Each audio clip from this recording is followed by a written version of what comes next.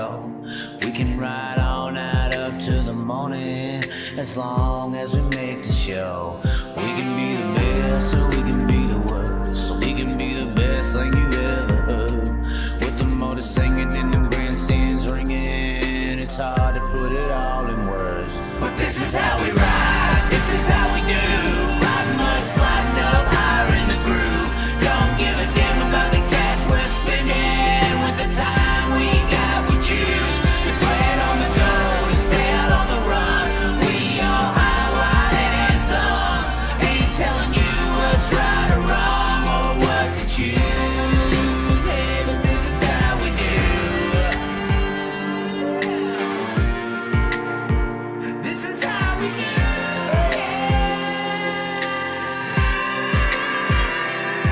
Out on the dirt ovals we play, life in the bright lights with no shade. So letting her go, letting her rip, letting her fly, tossing her in sideways, living the life, letting her ride, outside winning to die. Cross her up on the cushion, crossing the line, cause some drama and some bullshit they didn't like. And if they don't like the move, then we're ready to fly. But this is how we ride, this is how we do.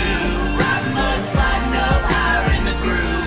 Don't give a damn about the cash we're spending. With the time we got, we choose to play it on the go, to stay out on the run. We all high, wild and handsome, ain't telling you what's right or wrong or what to choose. Hey, but this is how we do. This is how we do.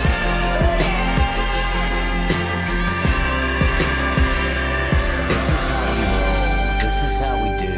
It's not for everybody but the chosen few. And we pray, cause we know that they might not ever come back. But this is how we ride, this is how we do. Riding mud, sliding up higher in the groove. Don't give a damn about the cash we're spending. With the time we got, we choose to play it on the go, to stay out on the run. We all high, wild and handsome, ain't telling you what's right or wrong or what to choose. Hey, but this is how we do. This is how we do.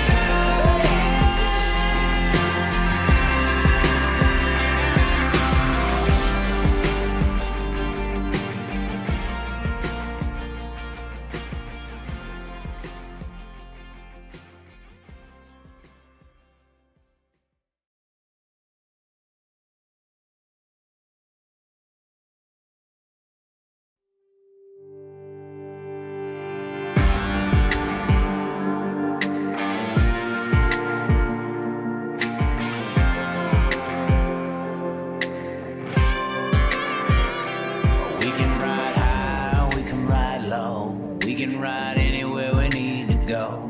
We can ride all night up to the morning, as long as we make the show.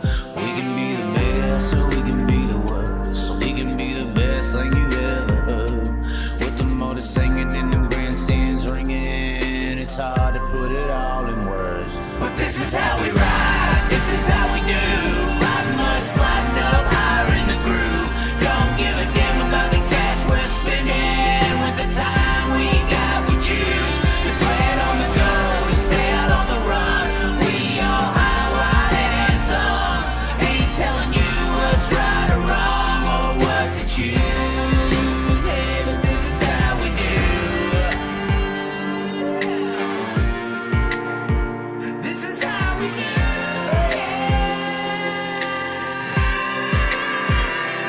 Out on the dirt ovals we play, life in the bright lights with no shade. So letting her go, letting her rip, letting her fly, tossing her in sideways, living the life, letting her ride, outside winning to die. Cross her up on the cushion, crossing the line, cause some drama and some bullshit they didn't like. And if they don't like the move, then we're ready to fly. But this is how we ride, this is how we do.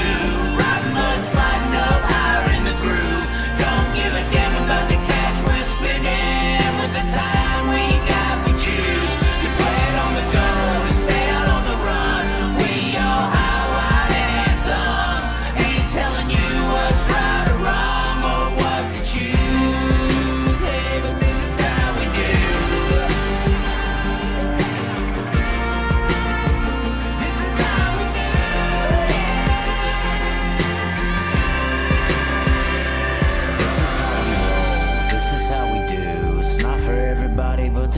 chosen few.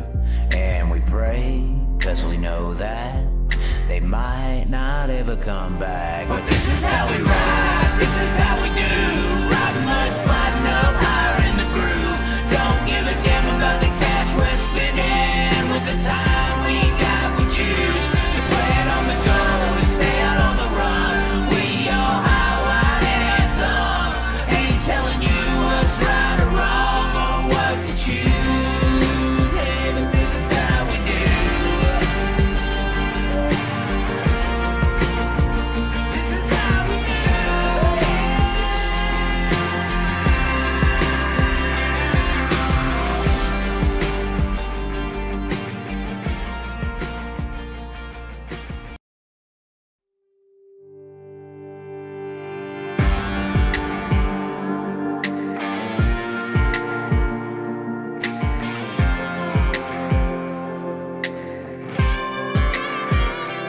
We can ride high, we can ride low.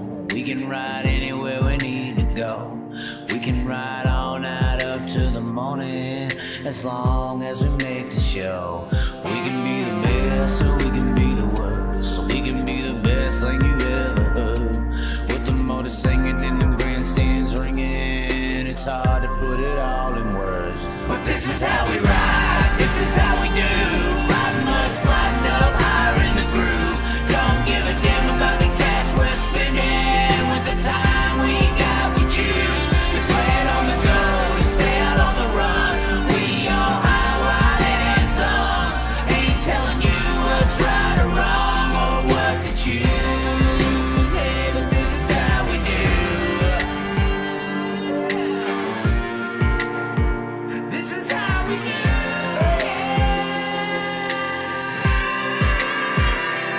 Out on the dirt ovals we play, life in the bright lights with no shade. So letting her go, letting her rip, letting her fly, tossing her in sideways, living the life, letting her ride, outside winning to die. Cross her up on the cushion, crossing the line, cause some drama and some bullshit they didn't like. And if they don't like the move, then we're ready to fly. But this is how we ride, this is how we do.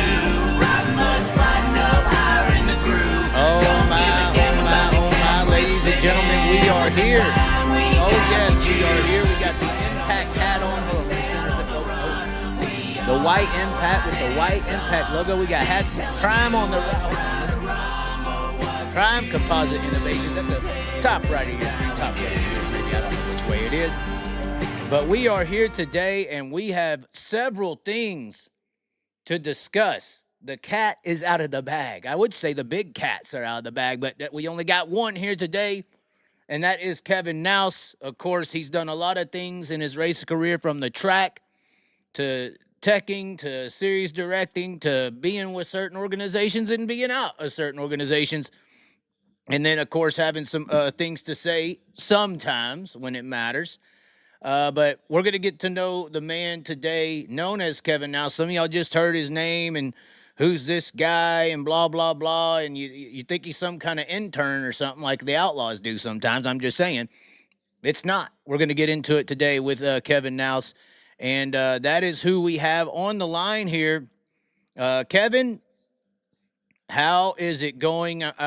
You have a very big schedule out there now. You're in NASCAR land, correct? Yeah, that's correct. And so what the heck are you doing in NASCAR land? What's the gip there? So I work for an apparel company. We are contracted to NASCAR. We do the whole entire NASCAR schedule. I am a trailer manager for Joe Gibbs Racing and 2311. So we do the entire tour. My son and I do the entire tour, and we go to every cup race and sell all them crazy race fans T-shirts, hoodies, and koozies. Okay. Obviously, we got a lot of things happening in the racing world. We've had things happen with you in the racing world. Obviously, there's some really nice pictures up here. You've been on many sides of the element of the sport. I think before we talk about anything in the sport, though, I think people should get to know who you are. Hell, I'll probably get to know who you are a little bit better. What is the pathway for Kevin Nouse? Do you have lineage in the sport? What was the obviously I believe out of the Pennsylvania region? Yeah, Central PA. Yep, I was born and raised about 10 minutes from Williams Grove Speedway, so that's where I lived all my life. Actually, still live there. My wife and I bought my parents' home that I grew up in. So, yeah, I've had the same address pretty much all my life, and it's Mechanicsburg, Pennsylvania. Okay. And so what did you get into? Racing? How did you even start out? What was the deal? Your dad take you to the races? That seems to be like everybody's MO, it seems. Yeah. Now. Yeah, exactly. No, my dad started working on race cars in the 60s in the Central PA area, and I was just born into it. I was at Williams Grove probably, I was 2 weeks old. I was at Williams Grove Speedway and did the whole Central PA thing pretty much all the way up until I started racing. I was at the races every weekend. I mean, back then we'd run, Williams Grove Friday night. Usually the driver that my dad helped ran Lincoln Saturday nights, and then, back in the day before BAPS, it was Susquehanna Speedway, and they raced on Sunday nights. So we'd go to the races 3 nights a week, and then, off to school I'd go, and couldn't wait again until we got back to the races again on a Friday night. And then, so what did you actually, what did you get into when you were racing? I know you sent me some photos. We'll throw them up on the screen. It looks like you had some style success in your racing career. What was the whole class? I guess 358s. What was it for you up there?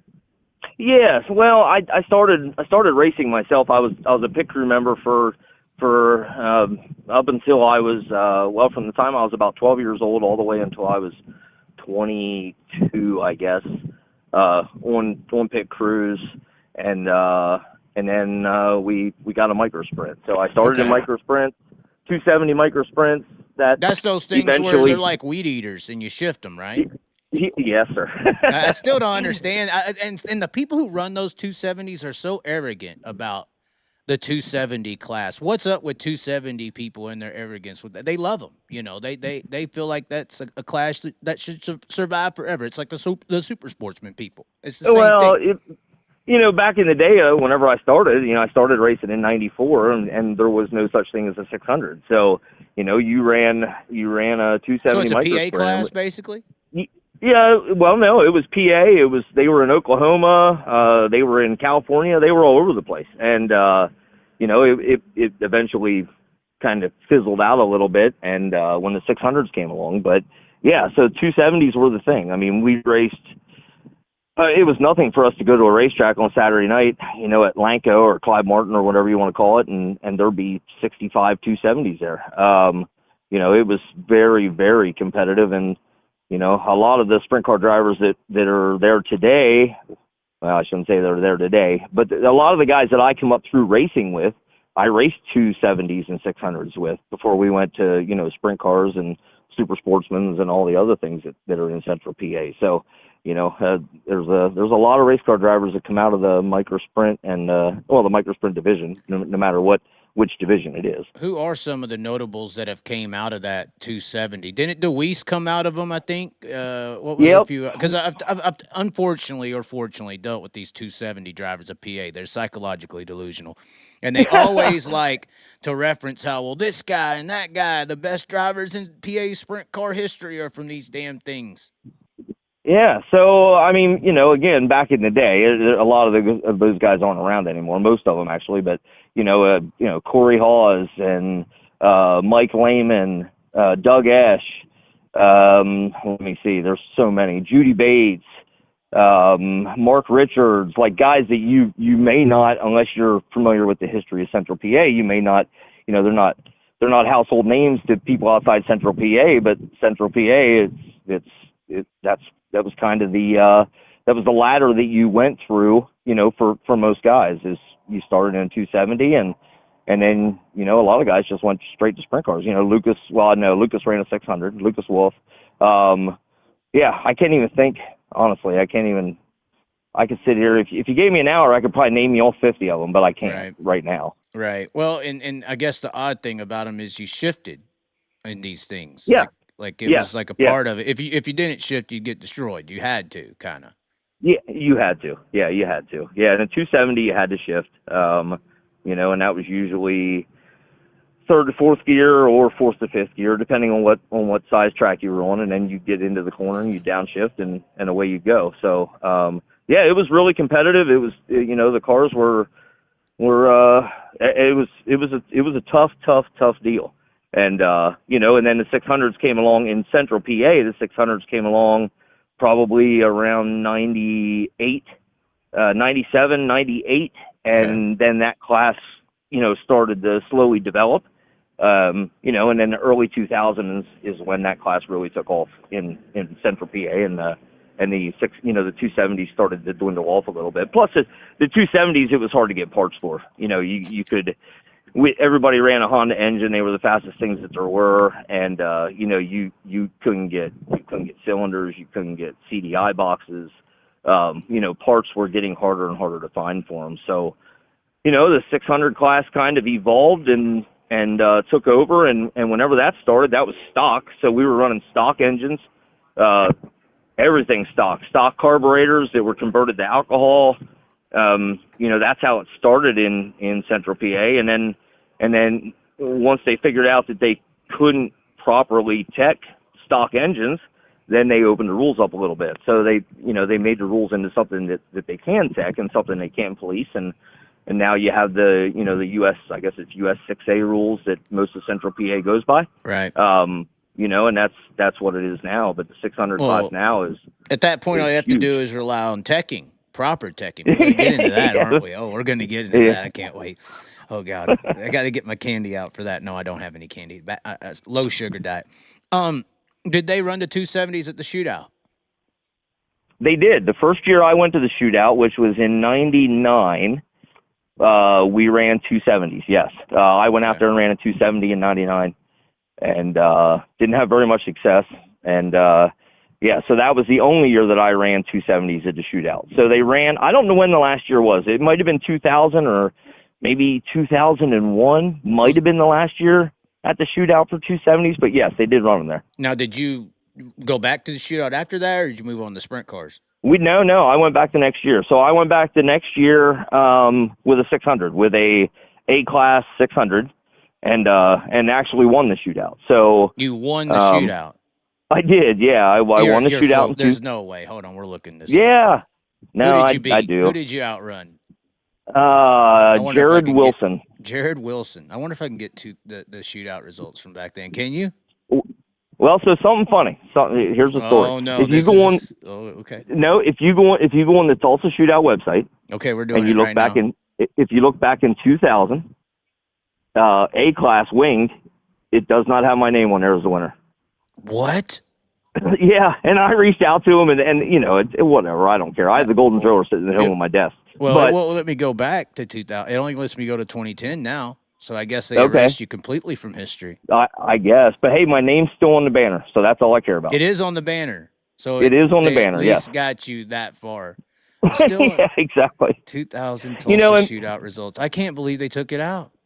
Yeah, and back then, winning the Shootout, honestly, meant nothing. I mean, it's nothing compared. We didn't do victory lane. You took the checkered, you pulled off the track, you went up the ramp, you weighed, you went through tech. They handed you your golden driller. I got a golden driller. I got a watch. I got a jacket, and I got a hat. And you loaded up your shit and left. That's all there was. No social media. There was nothing. Not even really any press on it. Like I can remember, because I drove a Hyper house car, so I was a house car driver. Was that when Hyper for Mike began? Because obviously that's the name brand of everything now, and it is out of PA. Mike Dicely. Yeah, Mike Dicely. He was the best man at my wedding, by the way. Okay. He started Hyper in '94. Okay. So I joined Hyper in '97. I started driving the house car at the end of '98, and I drove the house car pretty much through the end of 2000, and then I went on to Super Sportsman class. But yeah, no, I can remember riding on the way home in the dually, and Mike's wife Christy was actually sending an email to Area Auto Racing News with the race results from the PA guys in Tulsa that year, and Mike won the 600 or won the 270 class that year. So. Wow. Mike won a driller in the 270s. I won a driller in the A-class 600s that year. And then you're telling me you go from the weird 270 to the weirdest car in the world, the Super Sportsman? That's what your career path was? Well, I didn't really have a choice. Like, I mean, when we say Super Sportsman, they're thinking we're talking about some kind of big block modified with the crate motor or something. I mean, that's... You know what a Super Sportsman is, correct? I know what they are, yes, but I mean, okay. Most people don't. I mean, we could show a picture of them, but they're these things. They kind of look like a T-Rex, Well, so they resemble a sprint car. They do. They have a 90-inch wheelbase, so they have a long wheelbase on them. They have a carbureted engine on them, so it's a 350 carbureted engine. They have a box tubing on the bottom rail, so they're very heavy cars. I don't know what the weight limit is, 1,800 or 17 something probably now. Yeah, when I went to Russ Minton's, they were building them. RPM builds the newer ones, right? Yes. Yep. They have a smaller top wing, so the top wing is it has to be no larger than 16 square feet. Back then we had a track tire, like we had to run a McCreary MC2. But anyway, I went to the Super Sportsman division, and I was trying to get out of this. I was trying to advance my career, but I didn't have any money. I didn't have 2 nickels to rub together. So they're the most through affordable. A friend of mine, yeah. So through a friend of mine, so a guy that I had known for several years, he was friends with a guy that owned a Super Sportsman, and that guy just happened to be looking for a driver, and he arranged a meeting between the two of us, and that's how I got my Super Sportsman ride. So. It was no money exchange. I didn't bring any sponsorship. I mean, I brought my helmet and my helmet bag and a whole lot of confidence and determination. And that's kind of, I started in the Super Sportsman class, and I ran that for, I don't know, 2 years maybe. And then we moved as a team, we moved to the 358s. Yeah, it's pretty interesting. Of course, these Super Sportsmen, they don't need to be pushed off either. They kind of have like a loaded starter kind of, I guess. You put it in gear and it cranks and pushes its own self. Yep. Yeah. So it has a flywheel and it has a starter. So you put the thing in gear, push the starter button, and it chugs over and away it goes. Way back in the day in the 80s and prior to that, they actually had a clutch. I've never tried to pull out with a clutch with a Sportsman, with a Super Sportsman. Never. They were gone, so I got in that class. Guys had gotten rid of the whole clutch and all that stuff. And yeah, you throw them in gear and you flip the switch on and hit the button, and it chugs over 3 or 4 times, and then it takes off. Well, and that's funny you said they're 90 inches. I was at Mike Lutz's shop this last week, a Western PA guy from back in the day. Actually was the last driver to win in the Wickers 29, the old one. And he had an old 90 by 30 sprint car. In his shop. I guess the old sprint cars were 90 by 30s. Yep. And we got this safety deal, I think, with the sprint car, and I had my discussions with, people out at Triple X and this, that, and the other, Tony, when we had him on the show. And I kind of think that the modern sprint cars needs to branch out in some inches. I think you were telling me earlier you were a part of the sprint car counselor, and you still are, I believe. But what is that anymore? What do you think? I think if the safety of the sport's going to advance in any way, you got to add some more inches to these cars. There's nowhere for the newer seats can barely fit in them. So right. I think that the sport could definitely up its safety if you gave the drivers somewhere to be or be protected by, I had no idea that the Super Sportsmen were already at that 90 inch, which I think if you got to 90, and maybe not 30, but a little width, a little length, and you could have a lot more safety opportunities instead of with the 86 to an 88, Well, it definitely gives you more room inside the car. I mean, a Super Sportsman inside the car is very large. And again, back when I raced Super Sportsman, there was no power steering. It was a Schroeder manual steering. So it was that way all up until just a few years ago, whenever they started to allow power steering. But you needed all that space in that car because your steering wheel was about the size of a Freightliner steering wheel. So they were interesting to drive. I mean, very heavy. You could very easily get into the cushion and it would yank a damn steering wheel right out of your hand because you didn't have power steering. So right. You had no assistance there. Like you were the you were the power steering. Well, and they have to have like when I was at Mittens, I think like the frame has to be like this big block frame on the bottom of them or something. It is. Yep. It's like 2x4. So it's a 2x4 box tubing, yes, on the bottom. So it runs from about the radiator support all the way to where the back of the A would come down behind the seat. So yeah, and there's a specific length on that. I don't know what it is, but yeah, it's a 2x4 box tubing frame. The good thing about the Sportsman, back in the day was they were pretty sturdy.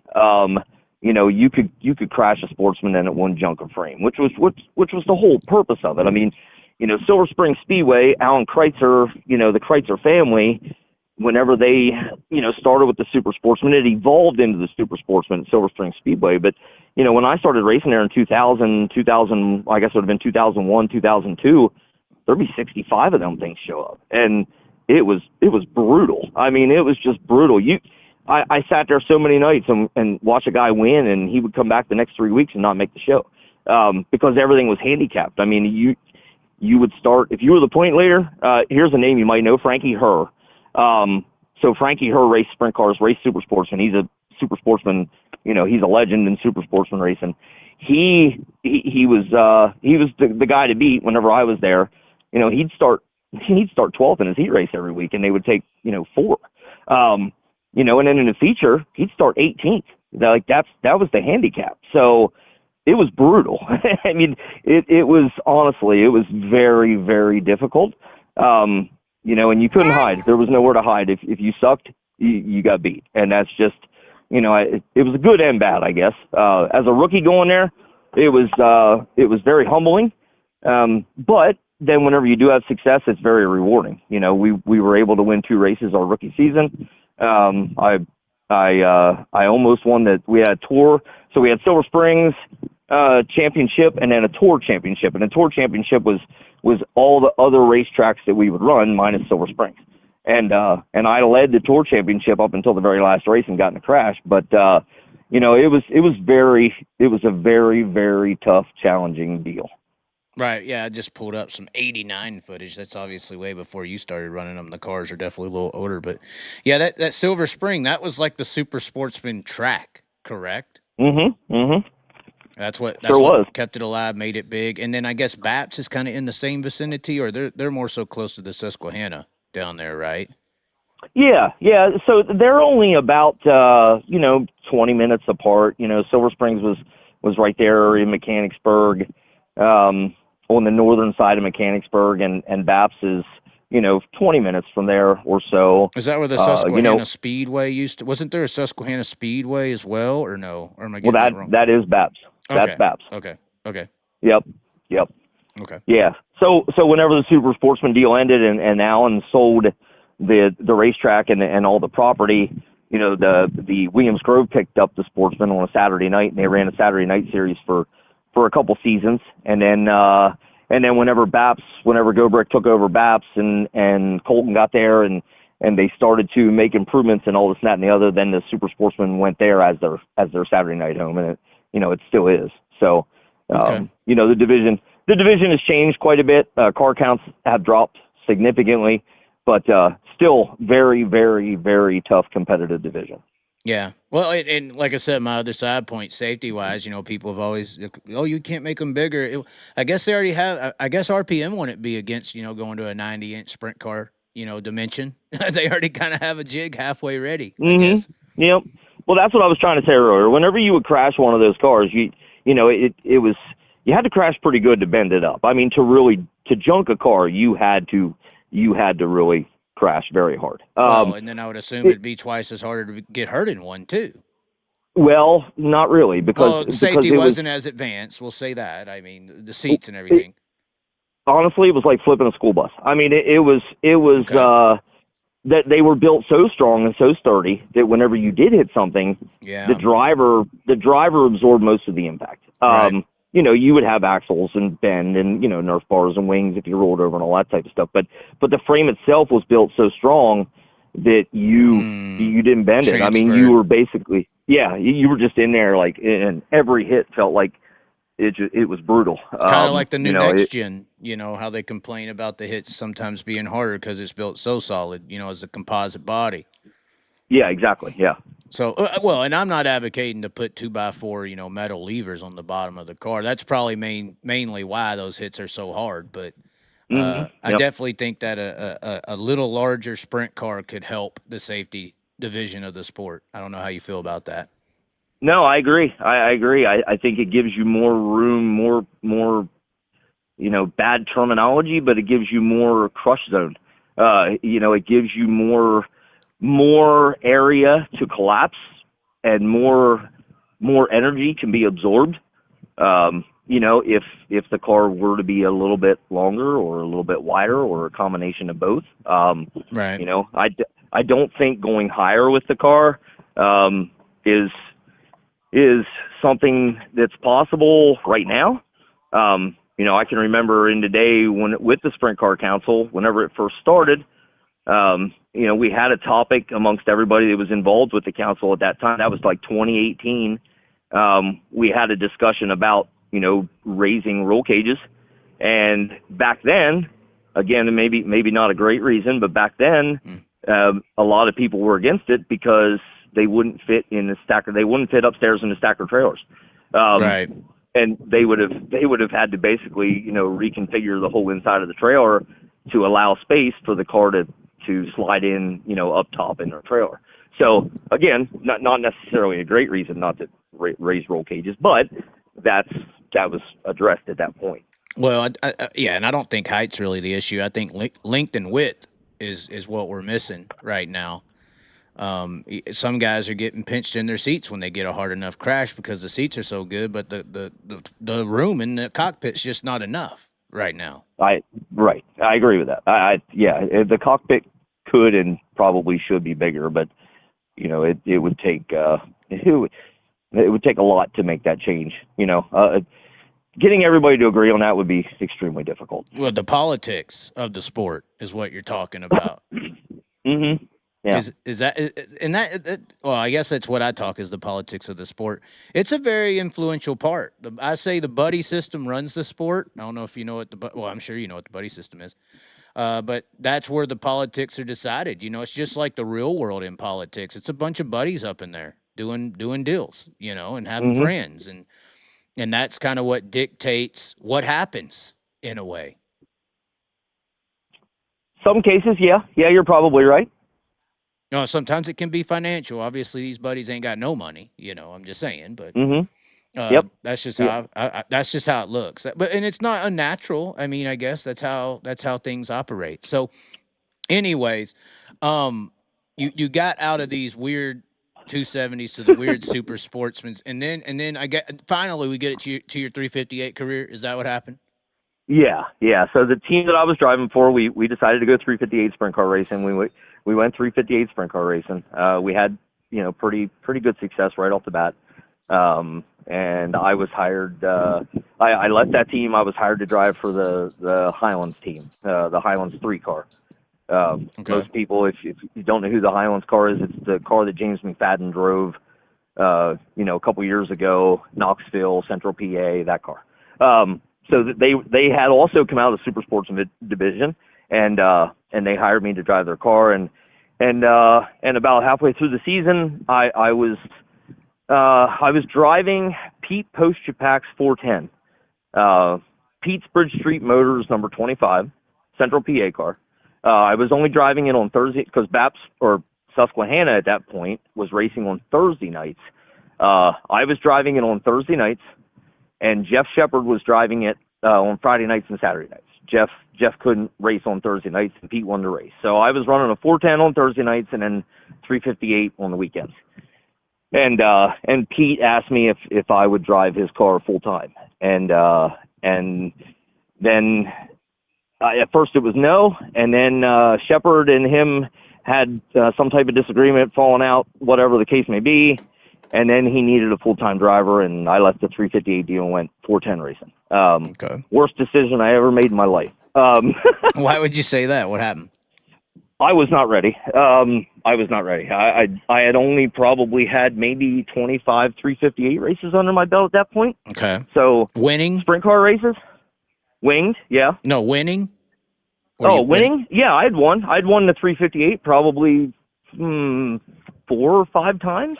Well, I guess that year's those 358s was a way bigger jump back then, not just because of the motor capacity, but also the wings were still that box Correct. wing, correct? So it was still just a completely different driving style, I would assume, once you catch more air. Yeah, very different. They were very different back then. The wings on the 358s at that point were 16 square foot. They had the offset side panels, which it was a different looking wing, but it didn't give you a ton of downforce. It made you drive the car. It made racing better. It was like a USAC car with straightaway speed or wing speed, basically. Yeah, with a little bit of downforce, right? Yeah. Okay. Right. So, and whenever I got into 410, like I said, I wasn't ready. I crashed everything that Pete owned at least twice. We crashed. I crashed all the time because I didn't have the mental capacity to slow down, and I was there to win races, and that's the pressure that I was putting on myself. And honestly, I labeled myself as a crasher. So, there wasn't a car owner in the world that would touch me because I crashed all the time. So that deal lasted. So you ruined until 358 drivers' chances for the next 10 years, is what you're saying. Oh no. There was some very good 358 drivers that had moved up and were having success in the 410s. It's just I wasn't ready. I mean, as a driver, I wasn't ready yet. So, again, terrible mistake because it set me back. It set me back on my 410 deal for a while. But no, at the end of that year, Pete and I separated. It was a mutual agreement. He didn't fire me. I didn't quit. Like, it was just like, hey, we're going to go a different route. And he hired Lance DeWeese. So, Kevin Nouse, Lance DeWeese, it's a pretty easy choice. Decent trade, right? Easy. So yeah, he hired Lance, and I went back to the 358 division. I did that for a couple more years, and then I went 410 racing full time with Brian Golden, which is some people may remember this car, some people may not. It was the Womex number 12, a red car, and we had some success. Like at that point, I felt like I was ready to go 410 racing. And, we won, that was 2007. We won 5 races. I missed the Port Royal Championship by like 15 points. I lost it to Keith Kaufman. We ran very, very well, very respectable, I would say, for a first year 410 team. And then at the end of 2007, that deal came to an end. He sold all his stuff, and then back to the 358s I went. So, I shouldn't say back to the 358s because honestly, I enjoyed racing 358s a lot. It was a fun division. You didn't race 3 nights a week. It wasn't every single weekend. You still had time to do things outside of racing.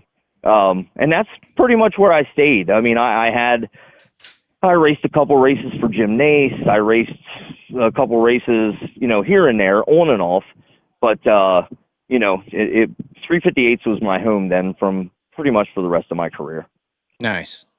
So then when did this whole transition, or how did you win any championships at all? I know you said you got close at Port with the 410. What else? What did you end up with? I never won a 410. I won 5 358 championships at Williams Grove. Okay. 358 championships. 5 okay. of them. Yeah. Okay. And so how did this transition go from racing to the other side, or I would say behind the curtains of the sport? When did you start getting behind the curtains of the sport? When did you go from getting off the stage, you went from the crowd? I think this is how racing works. Almost everything works this way. You start out in the crowd as a fan. I think everybody in the sport, track owners, car owners, drivers, crews, everybody is a fan to begin with. That's everybody. So all of them are fans. They start in the grandstand. Then they either go onto the stage, as a car owner, sponsor, driver. And then you got the next level, which is behind the curtains, which is the officiating, the announcing. Well, the announcer's kind of out there, but the behind the scenes of the scenario. When did that transition start? When did you start going behind the curtain? Well, so in 2013, I was racing 358s. 2013, Justin Lowe called me, the general manager at Williams Grove. Him and I have been friends for a long time. He called me and he said, "Hey, Alan Kreitzer and I are putting together a 358 series because we want to do something special for the 358 guys. We want these to be special races, pay more money, carry its own separate point standings, all that type of thing." And he said, we would like you to run it if you're interested. So I did it. I didn't have a clue. I really honestly didn't have a clue of how to do it or what to do, but it couldn't have been that hard. So when you say run it, you were like mini series director of this thing, I guess. That's what you would call it. Yeah. I took it completely over. Like it was a thought, and at that point we started to work on it. So it started out, he wanted to do a 4-race series. So 2 at Williams Grove, 2 at Lincoln. Kreitzer was involved at Lincoln at that point, so we didn't have to worry about scheduling. The races were basically scheduled. But I went to work on securing sponsorships, building a point fund, getting product sponsors. I wanted to build something special for the 358 guys, and I was a 358 guy. And we were racing for significantly less than the 410s. It's just something, the 358 guys are all blue collar. And it's, something to help out the blue collar guys, get them to the racetrack, just run special events. So that was 2013. I did that. And I did it for, I think, 5 years. We did it for 5 years. We grew the series to, a 9-race schedule at its largest. We had a $7,500 point fund, which paid out to the top 10 drivers. We really had built it into something cool. We instead of just doing Lincoln and Williams Grove, we took it to Port Royal, we took it to Susquehanna or Baps. We took it to all. I would assume at this time, that there was no 305, so you were kind of. It seemed like it elevated into something like the past series was today, kind of. It wouldn't have been that big. There was 305s actually, but there was, okay. There was 305s, and that was a pretty healthy class. It was just it was 358 Summer Series, and that's okay. It still exists. At the end, I think it was the end of 2018. I gave it back to Justin. I called Justin. I'm like, "Hey, I'm not interested in doing this anymore. I don't have time because of my business." And, but if you can keep it going, keep it going. So, they took it back over. And now I believe it's back to a 4 or 5 race series again. But it's just something special for the 358 guys. Okay. But yeah, there for a while, I was in charge of the whole damn thing. And it was a lot of work. And something that, that come up right away as soon as I took it over was, that I shouldn't be racing in my own series, because I was. And sounds so what very I would familiar do to a topic. Well, so what I would do is I would just run the Williams Grove races, and I would not race at the Lincoln races. So you sympathize with that? Well, you know what? I was doing it for them guys. I wasn't doing it to benefit myself. So, I ran the Williams Grove races whenever it got larger. I still didn't run any of the Lincoln races because I didn't want to be involved in the point chase. I didn't want any of the point money. Even though we did finish in the top 10 in points a few times, but we never came close to winning it because I skipped races intentionally, not to be involved in that. It wasn't, like I said, it wasn't made for me. It was made for those guys. So, so like I said, we ran that for about 5 years. That was a lot of hard work. And, but we made it happen, and then I gave it back to Justin, and he's still off and running with it. So that was my introduction into the other side of it. What did you experience when you got into that other side? It was tough. It was tough. It wasn't just racing. Whenever I would go to an event, especially at Williams Grove, an event I was racing in. So whenever we would go to Williams Grove for a Summer Series race, I get there early. I had all the trophies made. I had all that stuff. So I get there, I get to the track, I go to the office, I give them the trophies, I give them whatever special awards that we needed to give out that night. I'd do the driver's meeting. I would do the whole format. We didn't time trial. We started it off of basically average finishes. So we had a complete sheet of 358 average finishes for everybody that had competed in 358 races that season. So I worked with Brian Householder on getting, how exactly this whole thing worked.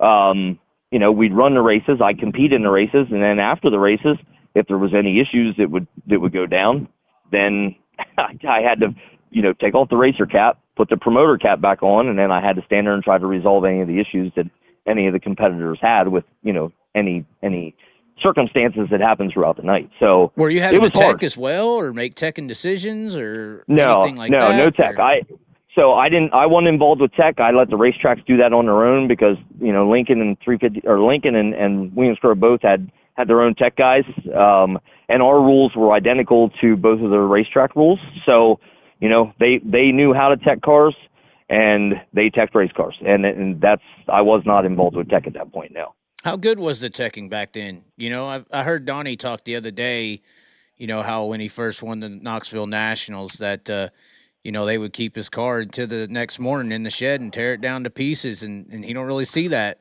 often anymore. I would assume that Right. even trickles down to the local scene. Used to be a little more strenuous on teching back in the day versus you see as common folk today. It not so much in the 358s. I mean, there wasn't, besides the normal things to tech, you get your fuel checked, you get your wing measured, they'd pump your engine. If they were going to tech you, we had a compression. Well, the 358s still have a compression limit rule. So if they were going to tech you, they'd get out the whistle box and they'd check your compression. That didn't happen a whole lot. I still don't think it happens a whole lot, but it's that type of thing. I mean, we had to run, you have to run, I lost my train of thought. Basically the tech was there, but it was the same as it always was. So, there was probably room for discrepancies, but, none that I'm aware of were ever found. I think for the most part, I think everything was on the up and up, but tech was not something that I had any interest of being involved with when I ran that series. I was too busy. Like it just, and, especially being a competitor in the series, it wasn't something. I mean, that's the kind of a, that's a double standard in my opinion. That's you can't race against somebody and then be involved in tearing down their race car. You just can't. So, no, I let them do their deal and yeah, that was it. I will say this, like back in the Super Sportsman days, they had a barn. Anybody that's ever gone to Silver Springs knew about the barn. And whenever you would win, say they have a 100-lapper at the end of every year, you'd win a 100-lapper, your car would go to the barn. And they would pull that thing in there and tear it to the ground. That was some tech. Silver Spring Speedway, honestly, they used to tech everything. But, yeah, tech is tech. It kind of, depending where you're at or what division you were in or whatever, it was either there or it wasn't. And it never really changed. If you went to a racetrack at tech, you were getting tech. Like when I ran Super Sportsman, they'd pull my injection or they'd pull my intake off. Look for porting on the heads, measure your carburetor height, like pull your headers off, look inside the exhaust ports and the intake. And, they did all kinds of stuff. They did that to everybody. It's not like they singled people out. I mean, they teched every race car, basically as just a race car. There was no names on it, no numbers, there was no bias, there was no anything. If you were going to race those cars back then, you could plan on being teched if you were fast. And that's just the way it was. I mean, it wasn't odd. It wasn't like you felt like you were getting singled out because they did it to everybody. So, it was just part of the game. If you were going to race and you were fast, you were going to get tore apart. And that's just, I was just going to say, very interesting questions here in the chat. I'm not sure if you can answer this. What are some of the main differences between a 358 and a 360? Because 358s are very PA, central PA based of a class, an engine package for sure. Do you happen to have knowledge on that, on the big differences between the 358 and the 360, and what we talking about horsepower wise? Also, people wanting to know. Horsepower wise, they're very similar, extremely similar. They're like a 358, a good 358 engine will have very similar horsepower numbers to a 360. The biggest difference is torque. The torque, because there's no compression rule on a 360. So, you can have pop-up pistons. You can get that thing, you can run it 16 to 1 if you want to. You can run it 17, 18 to 1. Whatever compression ratio you want to run is what you're allowed. With the 358s, it's 10.75 to 1. So flat top piston, and right there, compression basically is torque. So that's where the big numbers on a 358. That's the big difference between a 358 and a 360. A 358 doesn't have near the torque that a 360 does. Other than that, I mean, they're pretty damn identical. Especially since they put the 5x5s on the 358. You can't tell them apart. The normal fan would not even think about knowing the difference. 360. Well, they just started. So up until I think this year, the 358s had to run steel heads. Steel block, steel heads. And the 360s were always an aluminum head, up until this season. So, heads got hard to get a hold of for the 358s. So they did find heads that were comparable to what they were running in the 358 division in a steel head. So they started to allow certain models of aluminum heads and now in the 358. So, you walking by one and looking at it, you would never know the difference. You look at it, if you know anything about engines, you look at it, okay, it's steel blocks, it's got aluminum heads on it, it's got a big wing on it. They look identical. But that's the biggest difference is compression, torque. Well, and I guess price is a little bit different too. Who knows what the new 360s are up to? I saw Ostrich talking about, or somebody posted about on behalf of Ostrich or something, that's a big 360 builder that they're pushing 750 horsepower now in the 360s. Mm-hmm. But I'd have to guess that's a $65,000 360, at a minimum. Yeah. And I know that, I should say I've heard that, some 358 guys are spending $50,000 on a 358, 45, $50,000. I've always heard a good one's 40, a really top-notch one. Yeah. So, and you're racing for $1,500 to win. So, it's. Well, I mean, I don't know. ASCS ain't much off that. What, regional stuff's like $2,000, $1,500, Is it really? Yeah, I wasn't even aware of that. Some of them. I think their national racing is a minimum of $5,000, so that makes it a little better, I guess. But still, you got a $65,000 motor. I think ASCS or national 360 racing, it's just a bunch of the top guys. I think have outlaw money, but they don't have outlaw talent, and they kind of take over the division. In my opinion, that's just my opinion.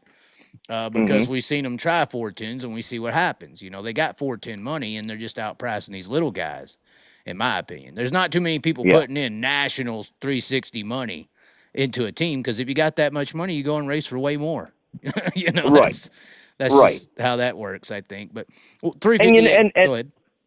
Well, yeah, I was going to say, and that's kind of, so the other year when I was still racing, there was a big push to combine 358s and 360s in Central PA. Everybody was like, well, you might as well combine them because 358 car counts were down. 360s were trying to run at Swings Grove on a weekly basis. Their car counts were down. So, the easy answer is we'll put them together and you'll double your car count. But I think, and again, my opinion, not set in stone. This is an opinion show. You go for it, bud. If you're going to spend 360 money, you might as well spend 410 money. Right. And the 358 teams, because I was involved in the division for so long, I can tell you that 358 teams, there are no national money. There's no national money there. Those guys are blue collar. I mean, as blue collar gets. So, they go work their 9 to 5, and the race car's sitting in the parking lot at their work, and they get off work on a Friday night and they drive to Williams Grove.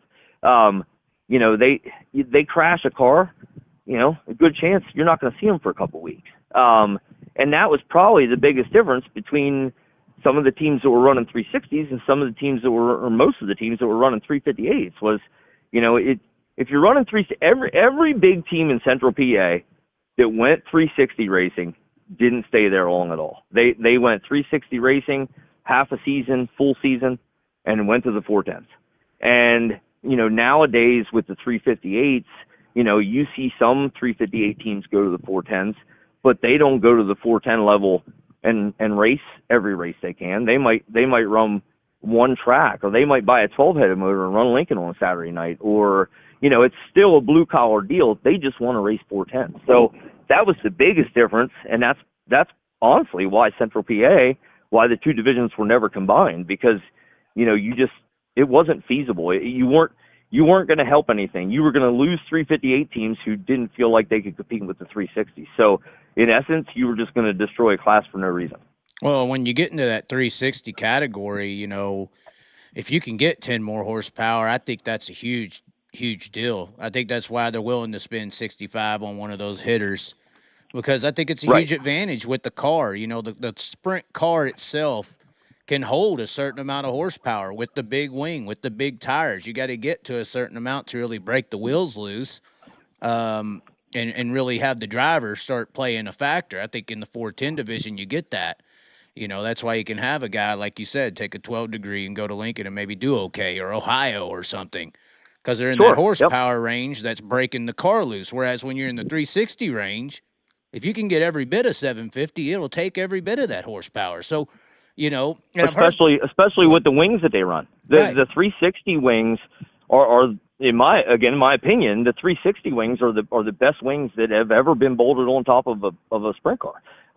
You're allowed even better than Jacob Allen's. No, I'm just playing. Keep going. Like I said, I'm going to skip right over that. You're allowed dish. You're allowed a parallelogram. You're allowed an 8-degree right panel. Like those were the best wings. And people can argue, and they probably will. 2007, 2008, back in those days when the 410s were allowed that type of stuff, those were awesome wings. I mean, and interesting thing here, kind of scooting ahead forward, but dirty air. Dirty air in a 410 was always there. Whenever I learned to drive a 410 sprint car, there was dirty air. One night I crashed at Baps because of dirty air. I went down the backstretch right behind the guy.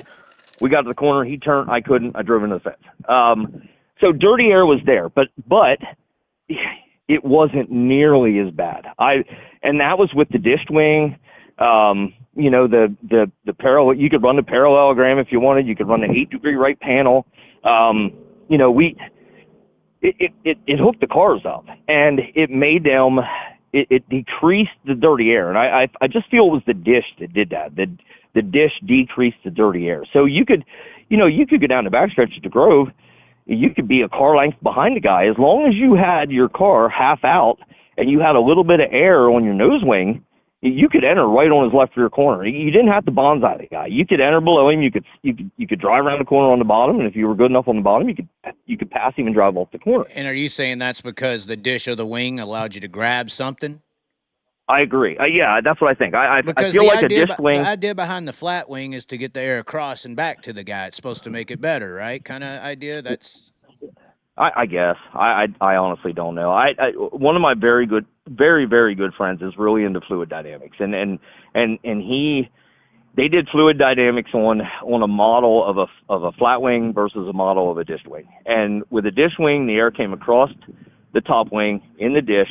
Whenever it comes off the top wing, it curls down around behind the car. Yeah, that's what I was about to say. It curls, yeah. And that creates your downforce for the guy behind you because there's a little bit of air. With a flat wing and the wicker bill, even flat wing without a wicker bill, the air goes across the top of the wing, and it just kind of disappears. Like it makes this huge pocket, and the guy behind you, he can't race in that pocket because he can't steer his car. So.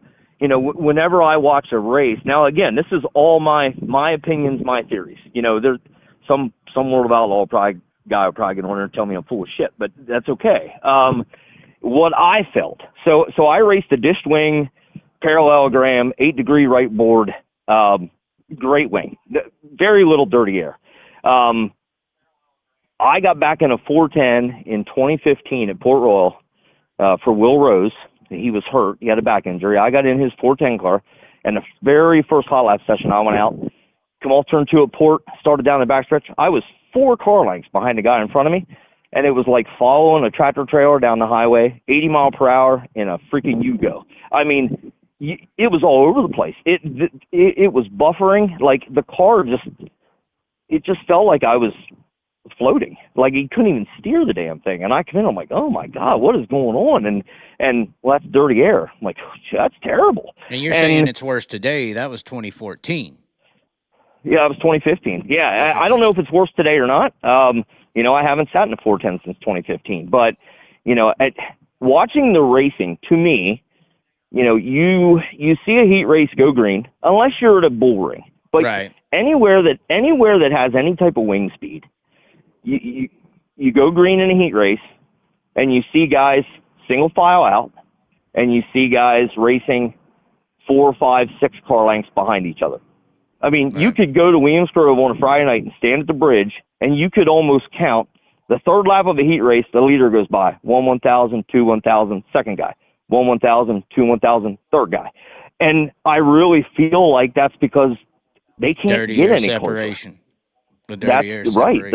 Right. That's exactly right. So, again, I kind of got off on a tangent there, but, that was the biggest difference. That's what I feel the biggest difference is with the top wings. And, why they were changed in the first place, I don't know. I have no clue. Not to say it was right or wrong. I just don't know.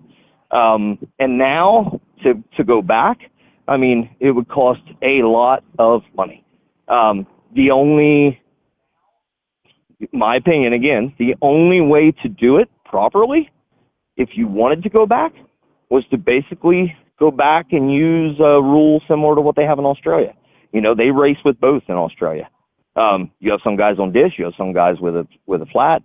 And if you want to transition back into the dish, you can, but there has to be a transition period. You can't expect guys to go out and spend, $15,000 on new top wings to go race whenever they have $15,000 worth of, flat top wings sitting in their shop that are basically going to be scrap metal. Well, don't the flat wings out there, don't they get like a 3-inch wicker on there or something too, though, to compensate with the dishes? Possibly. Yeah, possibly. And again, I don't know. I'm not fully up on Australia rules, but again, you can watch the race, you can see the highlights. I mean, yeah, they're running them together, and there is a market out there for the flat wings. 305 guys, they can run both. So there's plenty of 305s out there that would love to have a good used wing at half price, that they could bolt on their car. But still, there would have to be a transition period. But if that's what I feel would make it better. Now, again, I could be totally wrong. I could be a bajillion % wrong.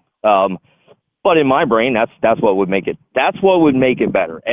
Every single interview you hear, no matter when, no matter what, dirty air, clean air. That's all you hear. I mean, and that's shitty. I mean, they should be talking about the racing, not getting right. somebody's dirty air or not, the guy started on the pole had clean air. Like, that's not racing, but that's unfortunately what we have to work with. So, yeah. That's the way it is. Yeah, you get on a half mile and you get to, or like you said, any wing speed racetrack in national sprint car racing. I mean, you get a caution with 5 to go and it's over because that the leader's not going to catch lap traffic and kill his dirty or kill his clean air, and it's almost impossible to pass a guy for the lead without that assistance. Right, and almost every race you watch, and there's some great racing. Almost every race you watch, if it is a great finish, it's because they're in lap traffic. And, right.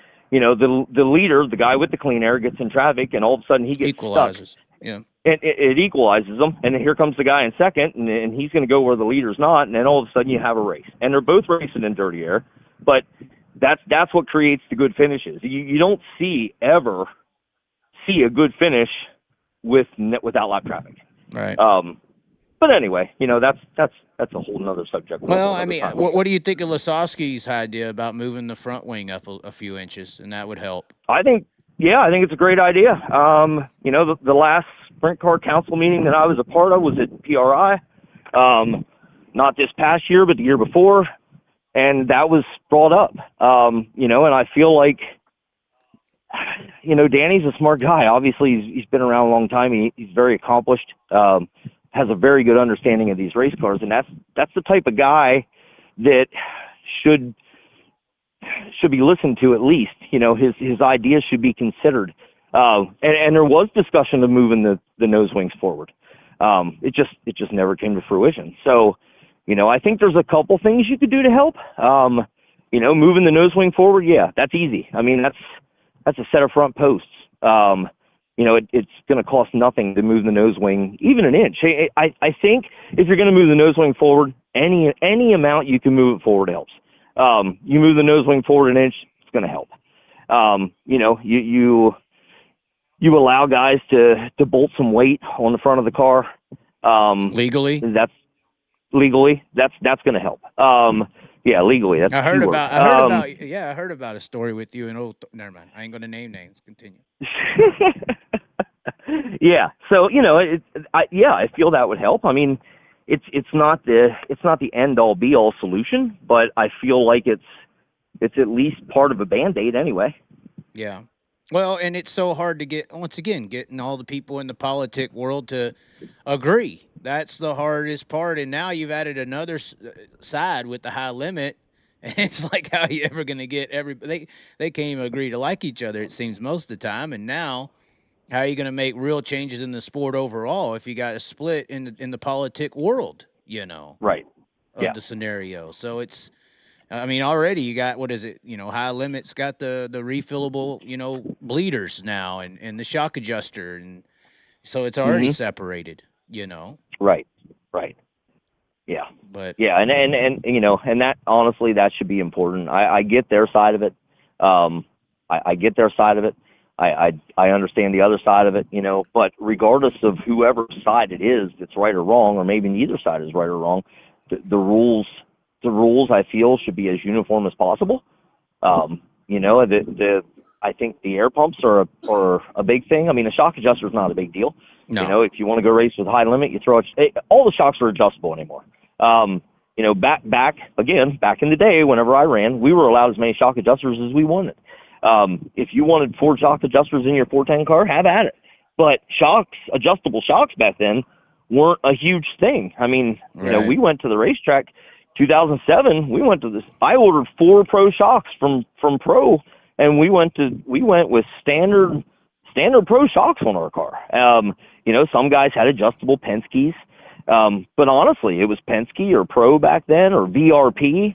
VRP had some adjustable stuff, and you could run as many shock adjusters as you want, but they got rid of that. And I again, I don't know this to be fact, but I feel that they got rid of that to kind of keep the cost down, where, an adjustable shock was 5 times the amount of a standard, say, 4.7 valve Pro. So, okay, well, if we, the thinking behind it possibly was, okay, if we don't allow them to have shock adjusters, then they don't really need adjustable shocks.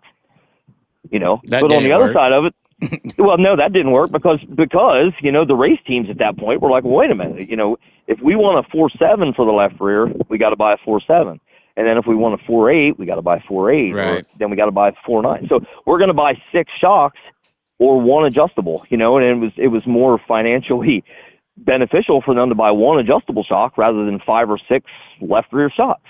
But anyway, the shock adjuster is not a big deal. I feel like the air pumps are. Because unless you're racing with high limit, you don't run them. You don't have them.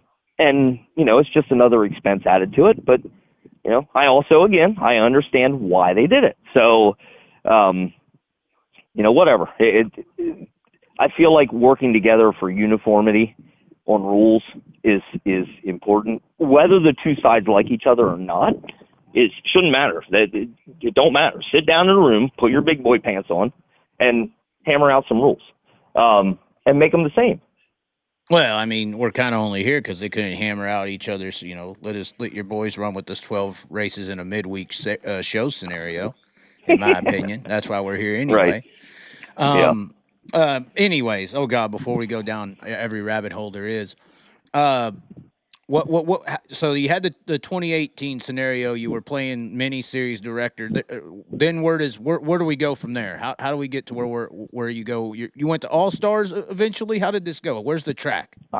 I did. So 2019, I because I used to crash all the time, I had numerous concussions. So at the end of 2019, I had a big wreck at Lincoln. I was out for 13 weeks or whatever. Went to Dr. Why can't I think of his name? The guy out in Pittsburgh, the same one that Dale Jr. went to, and Dale Blaney and all those guys. I went to him. It was 13 weeks. I couldn't do anything. So, at that point, he fixed me. We were good. We came back racing 2020.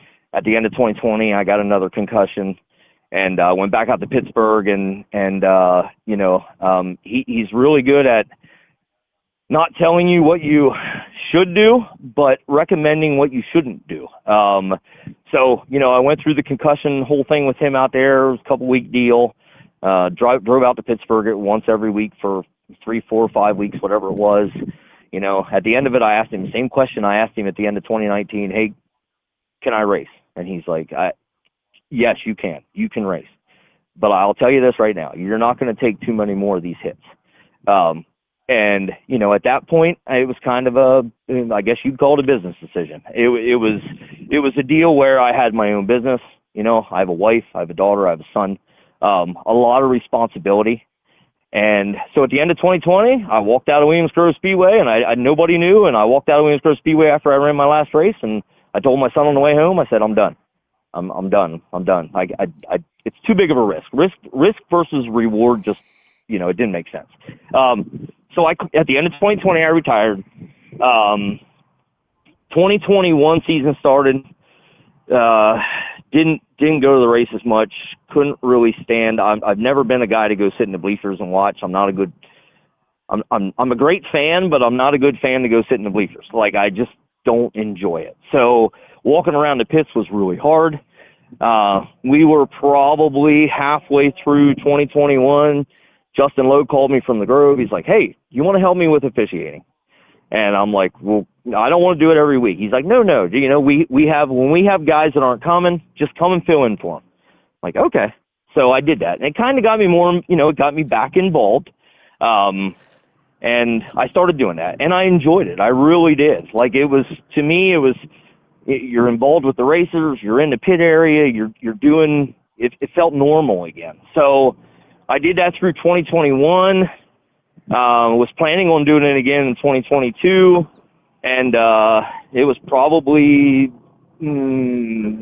beginning of March. The All-Stars had just come home from Florida, and Steve Topper stopped at my house one day because he only lives about 10 minutes from me. Steve Topper stopped at my house, and he's like, hey, you should talk to Eric Walls about being an official. And I was like, oh, why? He's like, well, Blaney left. We need a guy. And you should talk to Eric. And I've known Eric forever. So I'm like, well, tell Eric to call me. So Eric called me. We talked about it. I went to Attica with them whenever their season officially got rolling and gave it a shot. And then he hired me to be an all-star official. So that year, so that would have been 2022, I was just an official. I did the work area. I helped Kenny Osborne with tech. Basically whatever, set up all the signage, just I was an official and really enjoyed it, like very much so. Heading into 2023 was going to be much of the same thing. No changes whatsoever. And January of 2023, Eric Walls called me and told me that he was leaving. He had another opportunity. He was going to take another opportunity, and of course he was our series director at the time, and he was leaving. So, instantly there was a lot of talk about the next series director for the All-Stars, and I did put my name in the hat. Jared Frug called me. We had a discussion. I told him I was interested, and we went to Florida without a series director, and just kind of did our thing. Ross Paulson, who was our scorer, he was like the fill-in series director, and then whenever we got home from Florida, they offered me the series director job. So 2023, I was all-star series director. So it it elevated quickly from 2021 being a part-time guy at Williams Grove to 2023. Now I'm all-star series director. So did any of that little mini series director position with the 358s really transfer over and help in this, or was it completely different? No, it did. It definitely did. It helped because whenever I was running the 358 series, the races that I wasn't racing, I was in the tower. I wasn't calling starts. I was just basically overseeing. Given a word here and there. We'd talk about decisions. We'd talk about, formats. We'd talk about everything, but track prep, the whole deal. But I wasn't on the radio talking to the guys. But yeah, it helped in that aspect. Of course, whenever I went to the All-Stars, I didn't have to worry about securing any type of sponsorship. I didn't have to worry about that side of it. But there was a lot of management that went on. When I was series director for them, I would a ton of prep work. We would reach out to racetracks 2 weeks ahead of time. Hey, we're obviously we're coming there for a race. I need to know, how many tow trucks you have, how many push trucks you have, where's the local medical center, where's the local trauma center, all that type of stuff. What support divisions are we planning on running? Let's start to put together a schedule of events. And there was a ton of that type of prep work. So, that was similar to kind of what I was doing with the 358 Summer Series, but it was also all very new. But yeah, no, it helped me. It helped me undoubtedly. Okay. And so series director position, I saw you sent me a picture with the Eldora Million shirt on. What was you doing at the Eldora Million? What were you there? I was the race director for the Eldora Million. I was, yeah, and it honestly scared the shit out of me. So, this Eldora Million idea come up. I was just named the series director for the All-Stars. The Eldora Million deal come up, and Tony, Jared Frood, and the staff from Eldora, we'd all get on the phone and have these meetings, and we laid out everything for the Eldora Million, because, Tony wanted the all-star staff to run that race. And we laid it all out, and no series or no race director was even discussed. I mean, we were just all working on it as a team, and it was probably a day or two before they released all the information on it and let people enter that Tony called me, and he's like, hey, so if you want to be race director for the Million, I'm all in. And I'm like, are you serious? Because at that time, no lie, I had only race directed 3 races. Wow. Yeah. So I was like, of course I'm going to do it. But the amount of weight on my shoulders was incredible. Because then I instantly, I'm working for Tony Stewart, for God's sake, at Eldora Speedway, at the biggest sprint car race in history. All that stuff weighed on me pretty heavily. But yeah, I was the race director for the Million. So, it went off pretty smooth. We had a few hitches here and there. But at the end of it all, number one, I learned from a few mistakes that were made. And number two, when it was all over with, Tony called me, and Tony had never even heard me on the driver radio up until the Eldora Million. He never heard me. And when the Eldora Million was all over with, the next day he called me and he's like, I just want to let you know, you were amazing. Like, I was so impressed. I was so happy with you.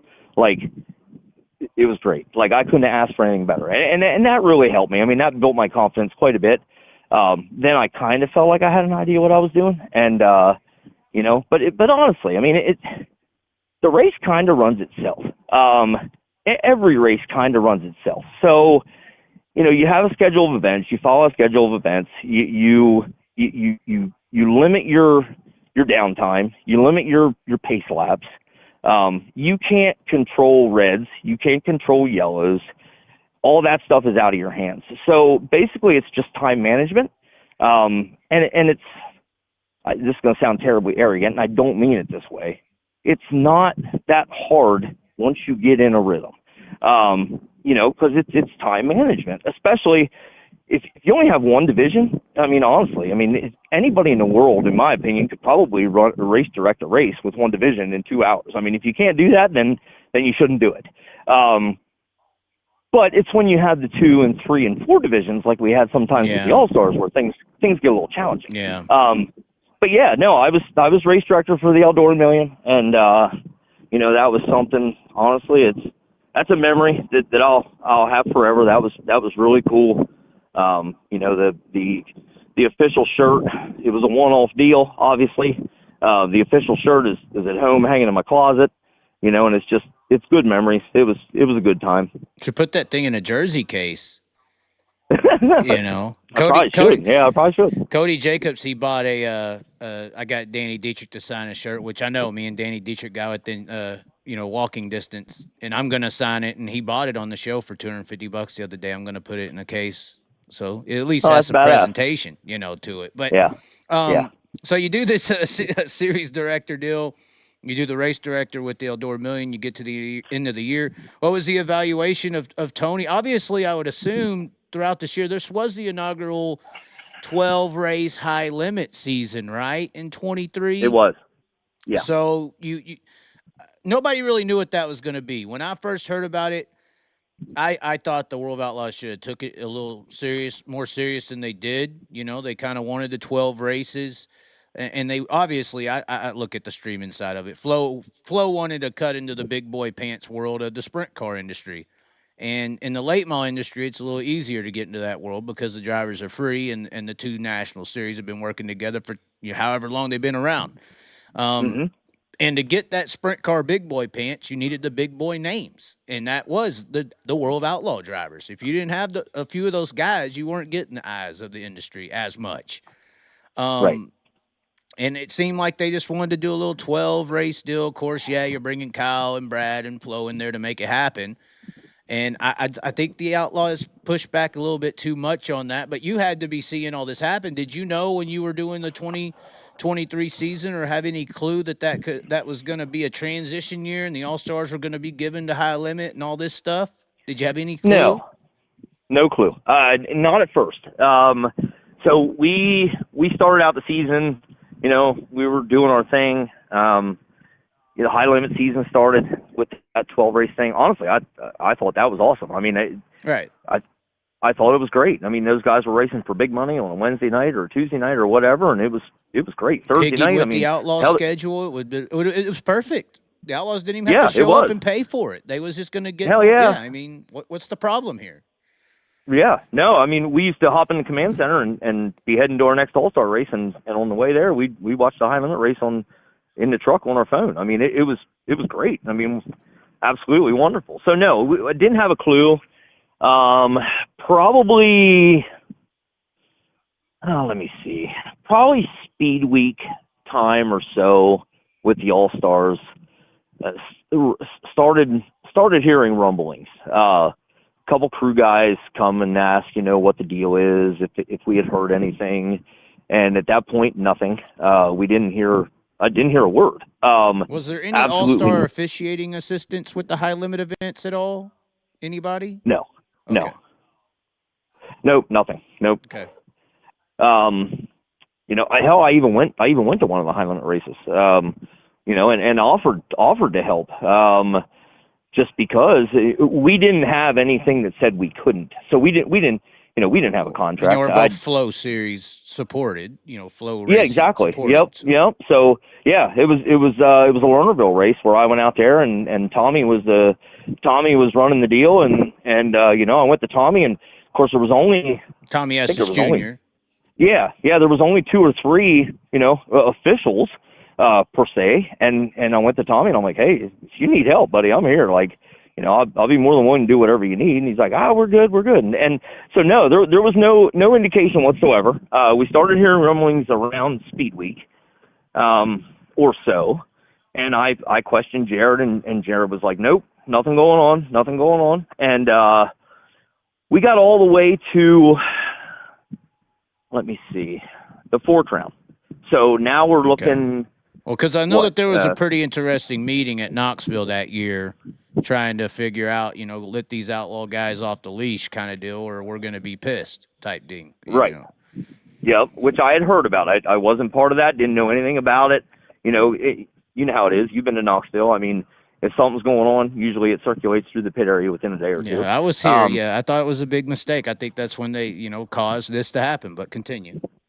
Yeah. So yeah, we get to Four Crown weekend, and everybody is on me. I mean, like, everybody's wanting to know what's going on, and it got to the point, where it was like, all right, I gotta, I gotta figure out what's happening here, because even my officials at that point were nervous. I mean, nobody knew what was going on. There was all these rumors flying around, and it's like, all right. So it was so funny.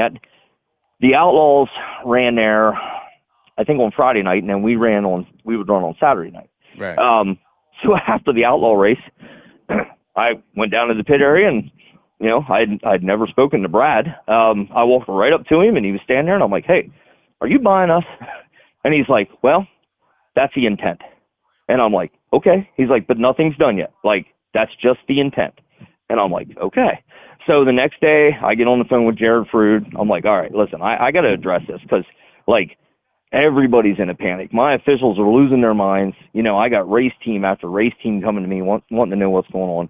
And Jared sent me a text to read at the drivers' meeting and to my officials, and it said at that point there was no intent, whatever the paperwork. There was no paperwork. There was no offers. There was no anything. So it was business as usual at that time, and you continue on. So that's what I told him at the drivers' meeting. I stood there at the drivers' meeting. I stood right beside Spridge, because he had the USAC drivers meeting, and I said, listen, everybody's talking about this, but nobody wants to talk about it, so we're going to talk about it. Like, this is what I got from Jared Frood today, and I spit out what he said, and I think it kind of made everybody. One of two things happened. It made my officials feel a little better, but I think everybody walked away from that drivers meeting with the on the wing sprint car side and thought, that guy's full of shit. Because I think they really thought I was lying to him. Lying to him in which way? Like that you knew it was being sold and you didn't want to say? Exactly, yeah. Okay. But I swear to God, nothing, at that point, there was nothing. Absolutely zero. So, we finished out our season. Nothing is going on. There's no talking whatsoever. We're in probably the beginning of October or so. Nothing's happening. And Ross Paulson and I started, and Blake Anderson, like, we started to work on a schedule for 2024. Like, I was reaching out to racetracks. For the Florida events especially, the schedule always was to go to Sonoya and race before going to Volusia. Yeah. Right, and that never worked. So I was actually on the phone with a lot of racetracks down south, and trying to because we weren't planning to go back to Sonoya. So I was trying to get on the hook with a racetrack or two, or run a 2-day event or whatever, something, before we would go to Volusia. But I mean, I was working on a 2024 schedule, and then one day I wasn't. How did that day come about?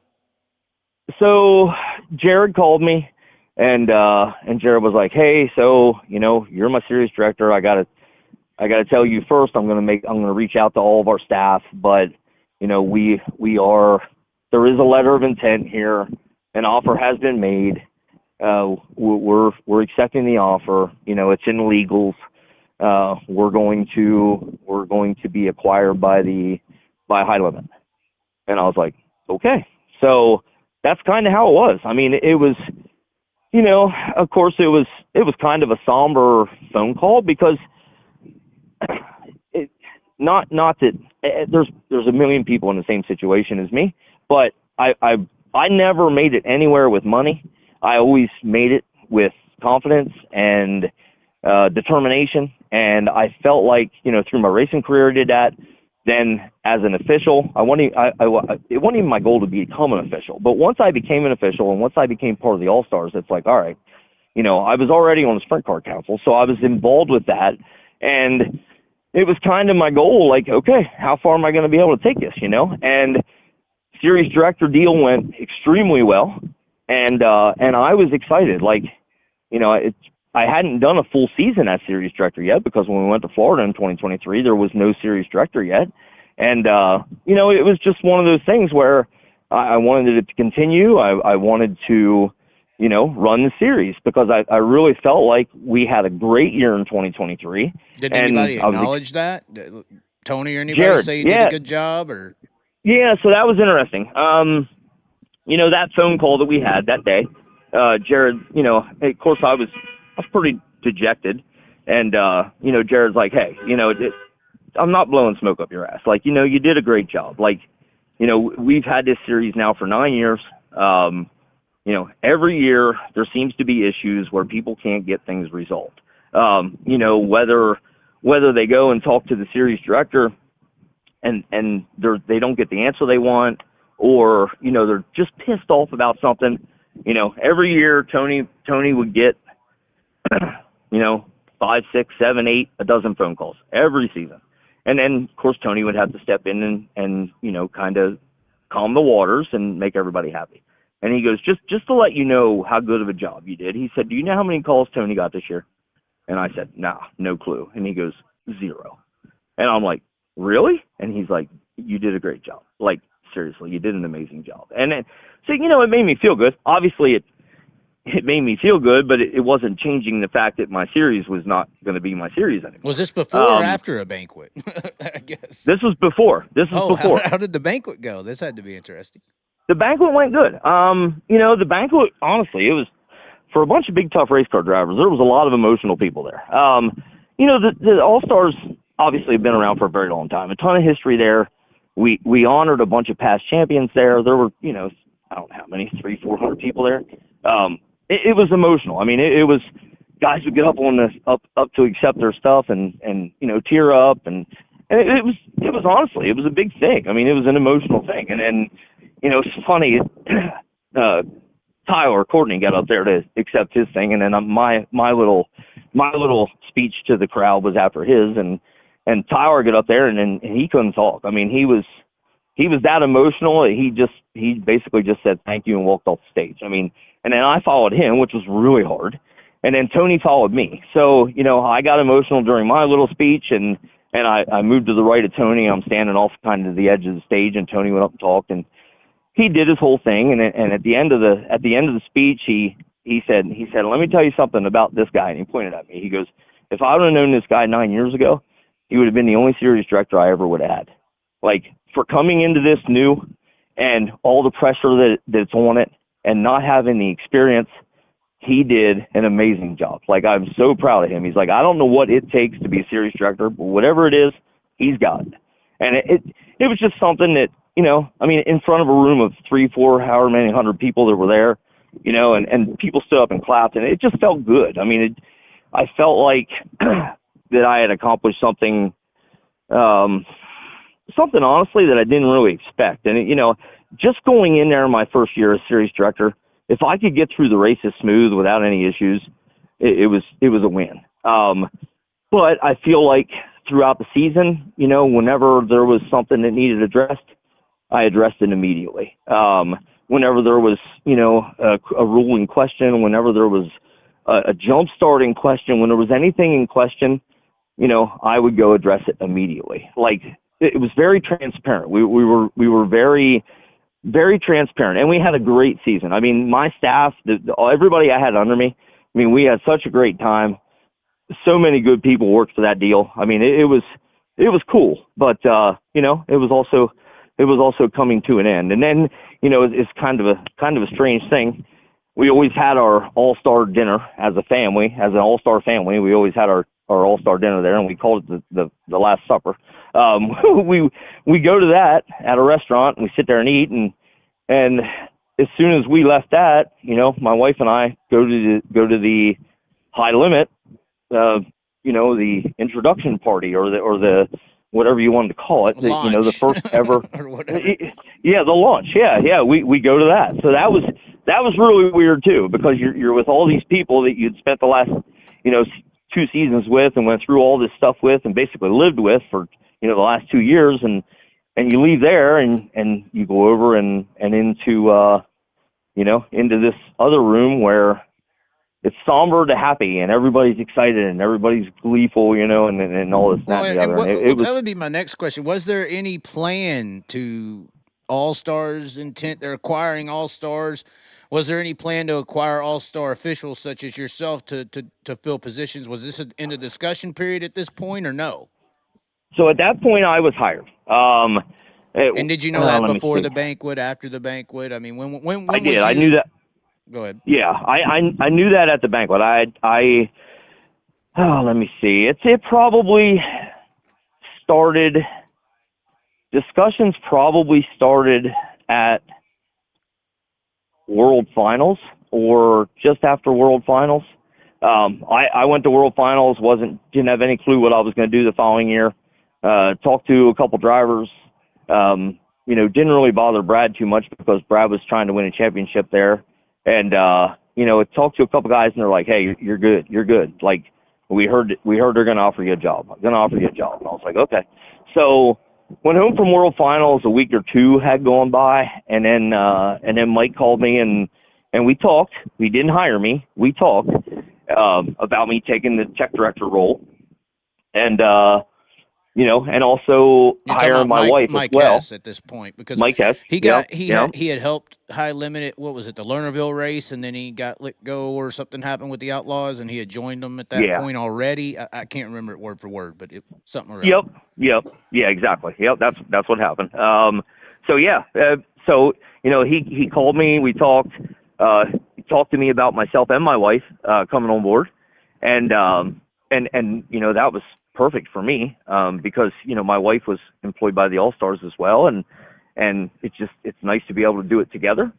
That he talked about it for a while, and I guess it was probably 2 or 3 weeks later then he called and offered me a position. So myself and my wife, and we took it, and that was literally right before PRI and right before the banquet. And what position was it at the time, or tech director? Tech director. Okay. Yep. And had you ever done tech directing or teching before? Period. It doesn't sound like it based on the timeline. Yeah. Well, when I was with the All-Stars, like I said, I was Kenny Osborne and I did all the teching along with Johnny Manier. We had 3 people doing tech. So I obviously I knew my way around the car, right. And it's not really. You have a rule book, and I understood the rule book. So, whenever I went to work for the All-Stars in 2022, I studied the rule book because I didn't want to go tech a car and not know what the rules were. So, I studied the rule book, and I knew the rule book front and back. So, the teching part really wasn't that hard. It's a difficult job to be in whenever you're on a series. It's a tech director or a tech guy in general. Because, when you go up to tech a car, nobody wants to see a tech guy coming. Right. And you go up and tech a car. And then also I was in the work area. And that's another job that's probably one of the hardest on the series because, when was the last time you saw anybody happy in a work area? It doesn't happen. When guys come to the work area, typically they're pissed and their crews are pissed and you're in the work area trying to manage all that stuff. So it's a hard job, honestly. It has its challenges. It's easy to get your feelings hurt if you let it. But I learned through the All-Stars that, you just got to have thick skin. They'll stand there and scream at you in the work area, but they don't mean it. It's just, emotions, heat of the moment type stuff coming out. And so are you okay with this kind of move? It sounds like, up the ladder with All-Stars, and then now not down the ladder, but I mean, just it put you in teching. I mean, it's not series directing like you were in the All-Stars. It's supposed to be a step up, obviously national. It'd be kind of like I feel bad for Tyler Courtney and all this. I mean, who knows what he would have ever done on the World Outlaw Tour because of this split? I think that's the person driver wise who got the biggest hit out of this, but. It's kind of like that though. You went to another level. Like if you're Tyler Courtney, you go to the Outlaws, and now you might be top 5. So you might be in that teching position. You're not the champion guy anymore. So what was you okay with going to tech directing at High Limit? Oh yeah, I was extremely excited. I mean, my wife and I were both really excited, because we just got hired by a national series. I mean, that was kind of the realization, where it was like, man, this is incredible. And looking at it, it was like, wow, like this is the new game in town. It's exciting. It's new. There was a lot of excitement for sure. I mean, I was extremely excited about doing it. Yeah, absolutely. And so was my wife. We were both just chomping at the bit to get started. And so going into the next season, what was different? Was there anything different right out of the box under the High Limit banner? What was the main differences you noticed? No, I mean, not really. They acquired the command center, same command center that I had with the All-Stars. So, we had the command center. Myself, my wife, my son, and my daughter all lived in the command center. When we were on the road, that was our little house. That's actually what we called it, our little house. And no, there wasn't really. I mean, it's racing. It wasn't really any different. The difference was that my responsibilities changed, but it wasn't anything that I wasn't unfamiliar with.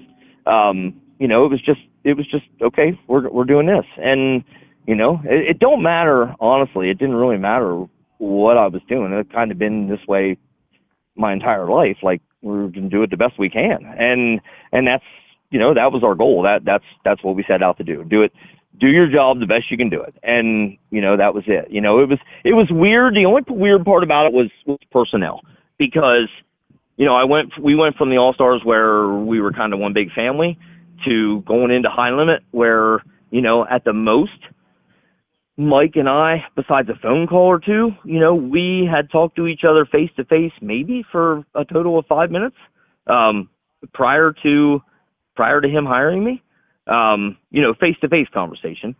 So we go in there and it's all new people. It's Mike. They brought over Cody from the Outlaws. Trent was another one of the officials. I didn't know him at all. He had worked some other events with Mike, not sprint car events, but some other events that Mike did. And then it was Walkipedia. It was Anthony Carini. I had known Carini because he was from Central PA. So I knew him. I didn't know Chase. I didn't know Tony. Kendra, I didn't really know that well. I raced with her dad, but I didn't really know Kendra that well. So a bunch of new people. So it was an interesting dynamic, because the people that had already had relationships built obviously were friends. They were kind of, already established, I guess. So you had kind of like cliques within the group? Yeah. Is what you're saying? Yeah. Pretty much. And Jen and I, of course, we were the outsiders. And, so that we kind of, that's what we were. I mean, we were kind of the outsiders. We stuck to our family deal, which was fine. We tried to fit in, tried to do the whole deal, and it never worked. We never really clicked with anyone, I would say. I mean, everybody there, Walker, Carini, Chase, Tony, Kendra, all of those people, like, I feel like we built a little bit of a relationship with, and I respect the shit out of those people, because I know how hard they worked. But it was, we were kind of outsiders. We were just, we were there. So we tried very hard to fit in. And whenever it got to the point where we saw that we weren't going to fit in, it was like, okay, well then just work your ass off, because they don't need to like you. But what were some indicators that you weren't going to fit in? I just don't understand that statement. Just stupid stuff. I mean, whenever you spend that much time with people, obviously you try to build relationships. Going to dinner, kind of, this little group over here, this little group over here, and then us four as a family over here. that type of thing. Even at the racetrack, during the day, whenever we'd get there early in the morning, set up our signage, do all that type of stuff, get ready for the event, and then, we'd have an hour or two or whatever to kind of kick back and until tech got started and all that type of stuff. There'd be a truck would leave and go get lunch for 7 people, and we would never get asked if we wanted lunch. Just stupid shit like that. I mean, it was just outsiders. That's what it felt like the entire time. Just outsiders. Yeah, so I was about well, most of the time you see that in job or work environments. It Sure. seems to spill over into actual, like, I don't want to say punishments, but it seems like, almost like monkeys or something. If one monkey sees another monkey getting treated unfairly, they get really pissed off. Like, would there be like situations where, somebody would do something wrong and you may do the same, but the reaction was worse or less or better? Or No, I wouldn't say that. I mean, it was just the biggest thing. invitations to lunch is what you're saying. That's about how it went. Yeah, well, yeah. I mean, the biggest thing that bothered me was, whenever I was hired, of course, we're all excited about going. We're going racing. We went to, a couple of us went to Indy, got the equipment ready. In January. That was kind of just a weird situation. Again, didn't feel like you're part of something. When we went racing, the very first race we ran in East Bay, and I got screamed at on the radio quite a bit, and it pissed me off. But okay, so why? Let's figure out why. So the next day, Mike gets to the racetrack. I went in the trailer. I'm like, hey, obviously I pissed you off yesterday. Why? Like, tell me what you want me to do. Like, I'll do it. You just got to tell me how you want it done, because I'm doing things the way I know how to do them, but it may not be the way you want to do them. So how do you want me? You just got to listen to what I say. You just got to do as I tell you. Okay. All right. Well, then we'll do that. Like, but come talk to me. If you're pissed off, come talk to me. Like, you don't have to hop on the radio with 20 other people with headsets on and, make an ass out of me. Yeah. Exactly. So, that's kind of how it started. And that did simmer down. That calmed down. It happened a couple more times, but it not enough for me to, whatever. It didn't matter. Again, put your big boy pants on. You gotta do what you can. So anyway, my focus kind of switched to, okay, so I don't fit in with these. I don't fit in with anybody. That's my personality. That's their personality. But if I work my ass off and I do my job, they at least still respect me for the job that I'm doing. So that was my mentality. Just be tech guy. Be the best tech guy there is. Be the best tech guy there was. At that point, I started to tech more. Like, I literally would worry that I wasn't teching enough. Like, okay, so, you have your routine you go through. You pre-race tech. You do post-race tech. Without tearing cars completely apart, there's only so many things you can do. So start to, okay, what am I going to do now? What am I going to do now? I got to switch it up. I got to keep these guys on their toes. I want to make sure that, all this, that, and the other. And so that was my mentality.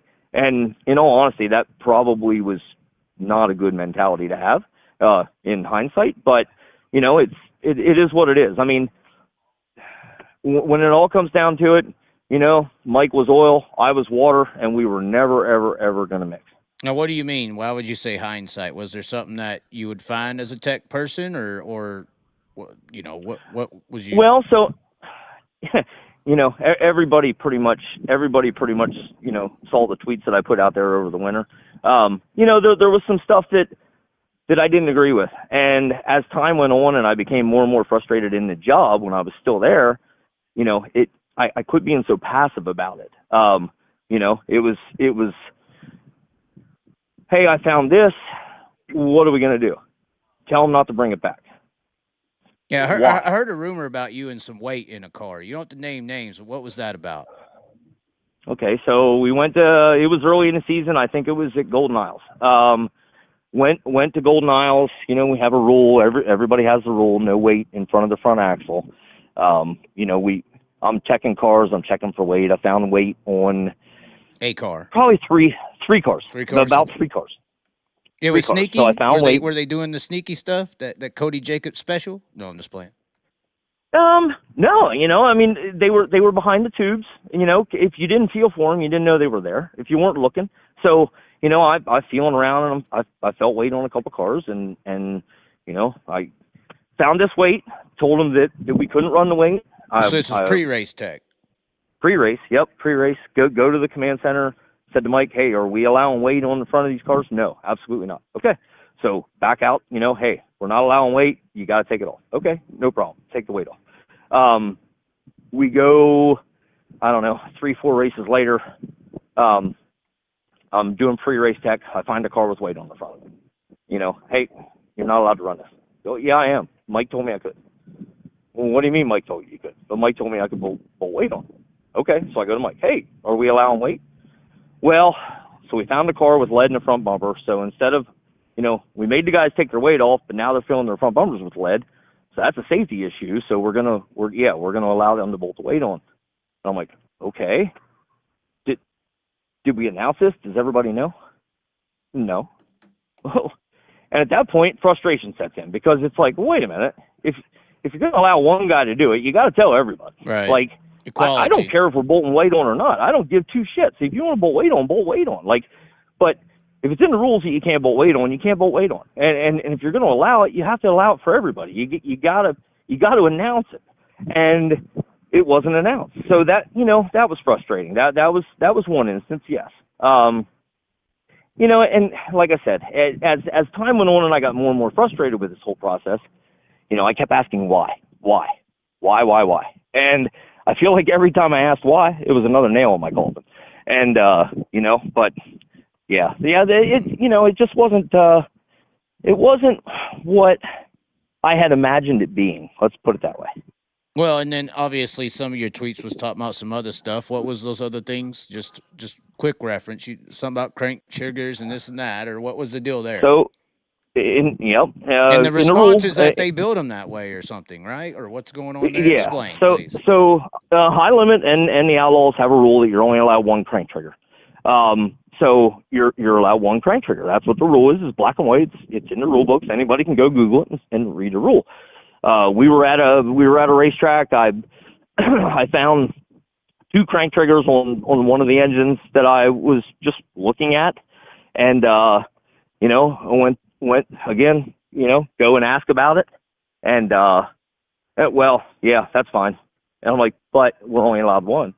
Well, I mean, there's engine builders building engines with 2 crank triggers on it. So, I mean, what? We got to allow it. I'm like, okay, but we don't have to allow it. It's not our fault that the engine builder is building an engine illegal.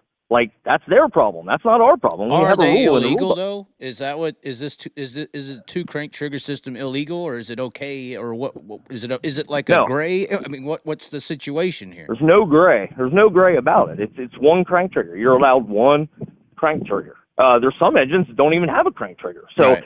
You're allowed one crank trigger. And if you show up at the track with 2, obviously you didn't bring your car to the track legal. So at that point, it's not our fault that you didn't bring a legal car. It's not our fault that your engine builder builds an illegal engine. And I hate to say the word illegal engine because the engine is legal other than the extra crank trigger, but it's not our responsibility. That's what makes it illegal. That's exactly. Yeah, exactly. So it's not our responsibility. Like, that is your engine builder's problem. So, you can probably be on the horn of your engine builder. I'm assuming this was a well-known name engine builder too, and that plays into the buddy system and the cliques and the cartels, and they're all. It was a touring team. It was one of our full-time touring teams. So yeah, that was another instance. And the Wicker Bill thing, after race post-tech or post-race tech, I checked Wicker Bills and we found a car that finished in the top 3 with a Wicker Bill that wasn't legal. And again, tell them not to bring it back. And it was one thing. Was there any MSD? What was the MSD deal? Was that another one or no? So yeah, the MSD thing was, I would, something we used to do with the All-Stars, we'd check the MSD box with an ohm meter. whether or not that actually shows anything, I'll never tell you. I never found anybody that the ohm meter didn't read properly. But that was what we did. So in my thought process, of, hey, I need to step up my game here with tech, it was like, okay, I'm going to take somebody's MSD box. I'm going to tear it apart and just make sure we're good. Whenever I was with the All-Stars, I got an MSD box from TSR, took it apart, basically studied the wiring diagram on it, was pretty familiar with what it should look like, or what it should look like. Let me say that. Like I never, because they had it in the wire or something like that, right? That's where they. Yeah, I never saw one that was illegal. So I talked to several companies that make traction control. This is all when I was with the All-Stars. I called and talked to traction control companies. I called and talked to mag companies. MSD, everybody. Like, as much research as I could possibly do, I did. And because, the end goal is, okay, well, we want to make sure that nobody has traction control to the best of our abilities. We were at a race, and at the end of the night, I took the MSD box from the winner, took it back to the command center, walk in the command center, what's that? MSD box. What are you doing with it? I'm tearing it apart. Absolutely not. You're not tearing apart the MSD box. Why not? If we're going to do that, we're going to send them out. Like, well, I know what it's supposed to look like. Like, let me tear it apart. It'll take 10 minutes. No, absolutely not. Clean it up, give it back to them. That's what I did. And then at another race, I did the same thing. And again, the question was, and at that point, I was pretty frustrated with the whole situation. And, what are you doing with that? But tear it apart. We already covered this. You're not tearing apart an MSD box. Okay. So I cleaned it up and gave it back to the team. And, was it two separate teams at this point? Two separate teams, two different teams. Yeah. Yep. And I didn't take them for any rhyme or reason. It was just, okay, tonight I'm taking your MSD box. And nobody had any issues with it. I mean, hey, I'm taking your MSD box. What are you doing with it? Tearing it apart. Okay, here. And they give it to you. And the one team's like, well, hey, like, that's my main MSD box. We race again on Wednesday. Can you have it back to me? Yep, I'll have it back to you. And, the teams never put up a fight, basically, with anything I wanted to do. The teams didn't have an issue with it. It was just handcuffed, I would say. That would be the word to best describe my experience. Interesting. And then, obviously, I guess with all these nails in the coffin, when the infamous didn't check the weight on the scales at Outlaw happened, that was the easy out. Well, so how that was, and I'm going to fill you in on a little backstory with all that. It did shock a lot of people. Everybody went crazy. I went crazy. Everybody. Oh no, absolutely. Nope. Yep. You should have. That was my fault. 1 bajillion%. I'll take 100% responsibility for it. I took 100% responsibility for it that night and the next day, and for however long people talked about it on the internet. That was 1,000,000% my fault. So we were at Outlaw Speedway.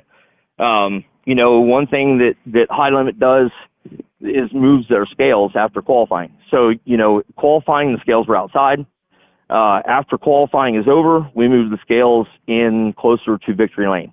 And they still do it. Put the scales smart, closer. Very smart. Well, it is, because, that top three's going to the infield for post-race. So. Good. Yeah, good and bad. So, number one, I don't really agree with moving the scales. I don't like that. Your car weighed 1480 with the scales after qualifying at this certain position. Now you're moving the scales. You're not weighing another car until the race is over. So, the chances of that car weighing differently, depending on the surface that scales are sitting on, how level they are, if it's stone, if it's dirt, if it's grass. That's true. It could give you a different weight. Right. So anyway, I did. Oh, hold on just a second. Hold on. We had a technical issue. Hold on. We're getting them right back. Oh, my.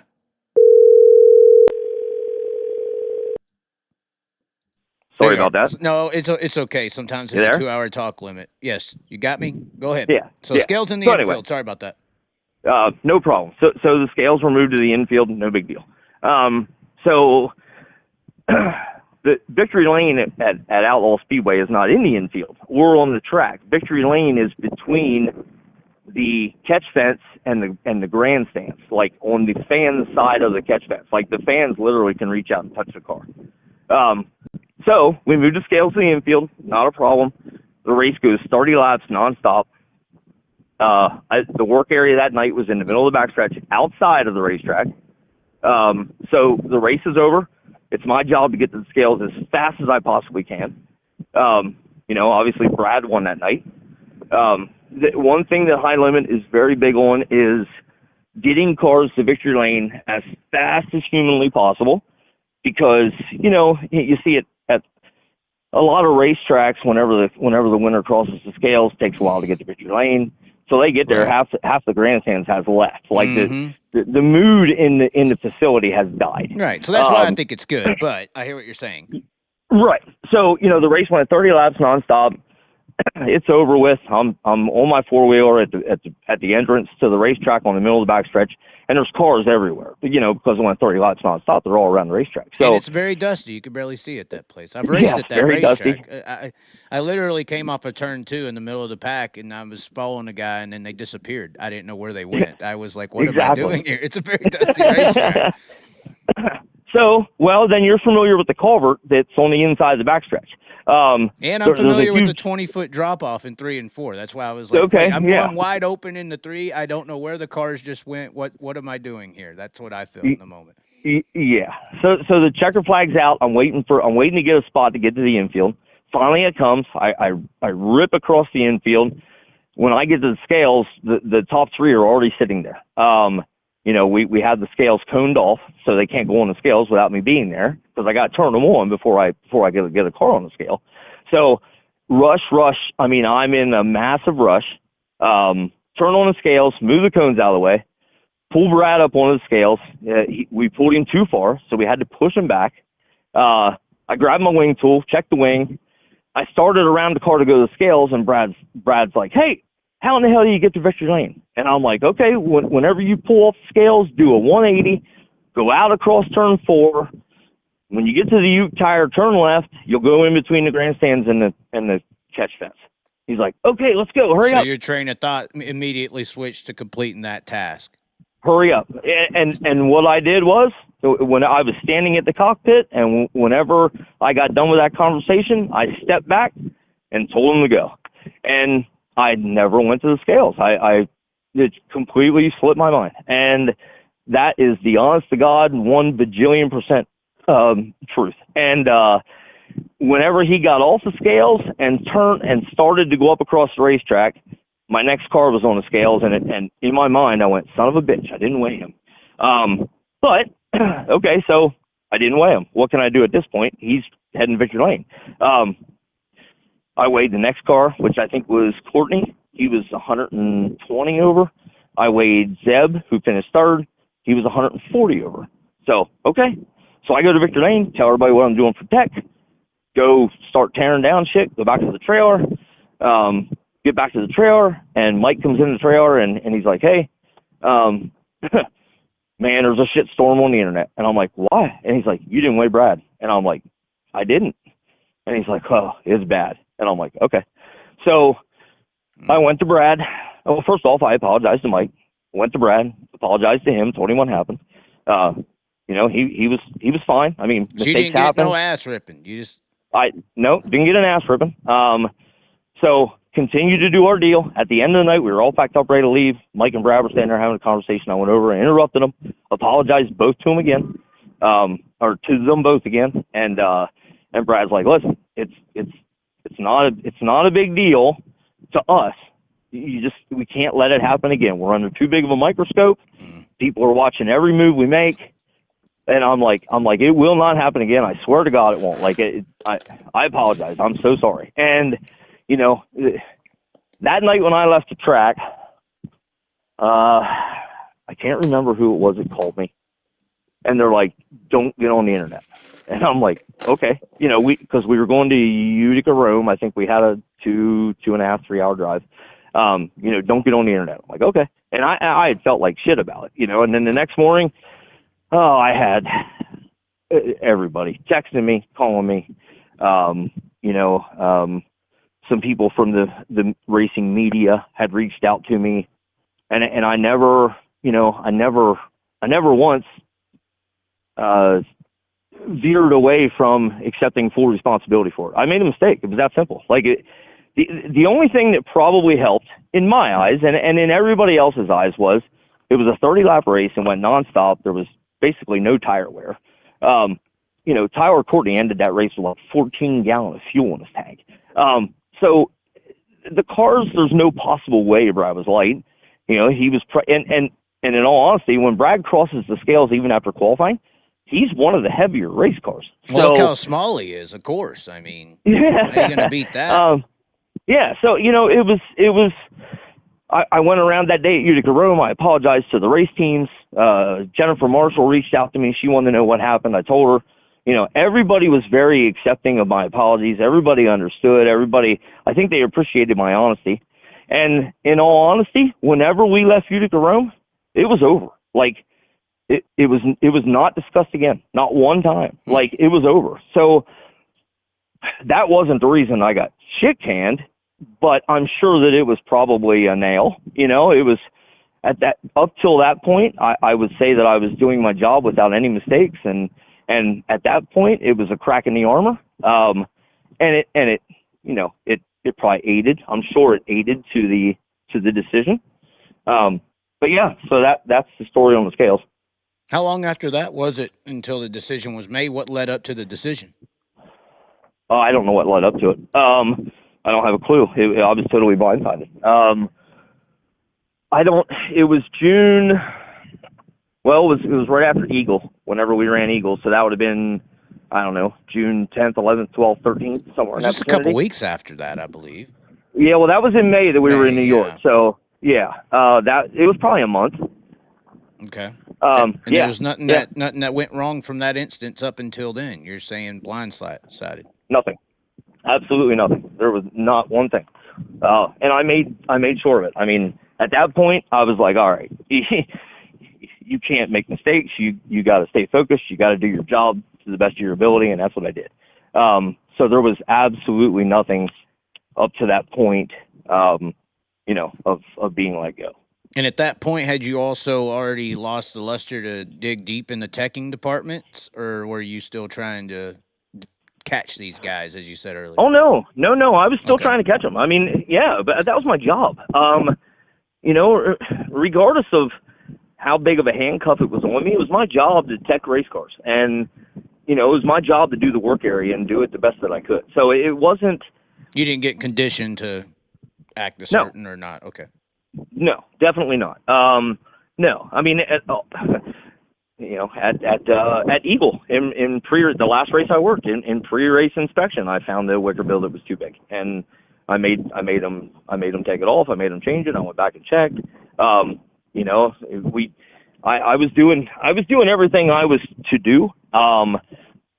Also, I was looking at, again, trying my damnedest to do as much as I could, because I felt like if I did the same old shit every single race, at some point they would look at me and say, well, this guy, he does the same shit every race. Like, we hired him as our tech director. Like, what's he doing? That was my thought process. Like, well, hell, he techs the same shit every week. Right. Of course he doesn't find it. Always deal a different deck. Yeah. So, that was my thought process. So, I was actually at Eagle. I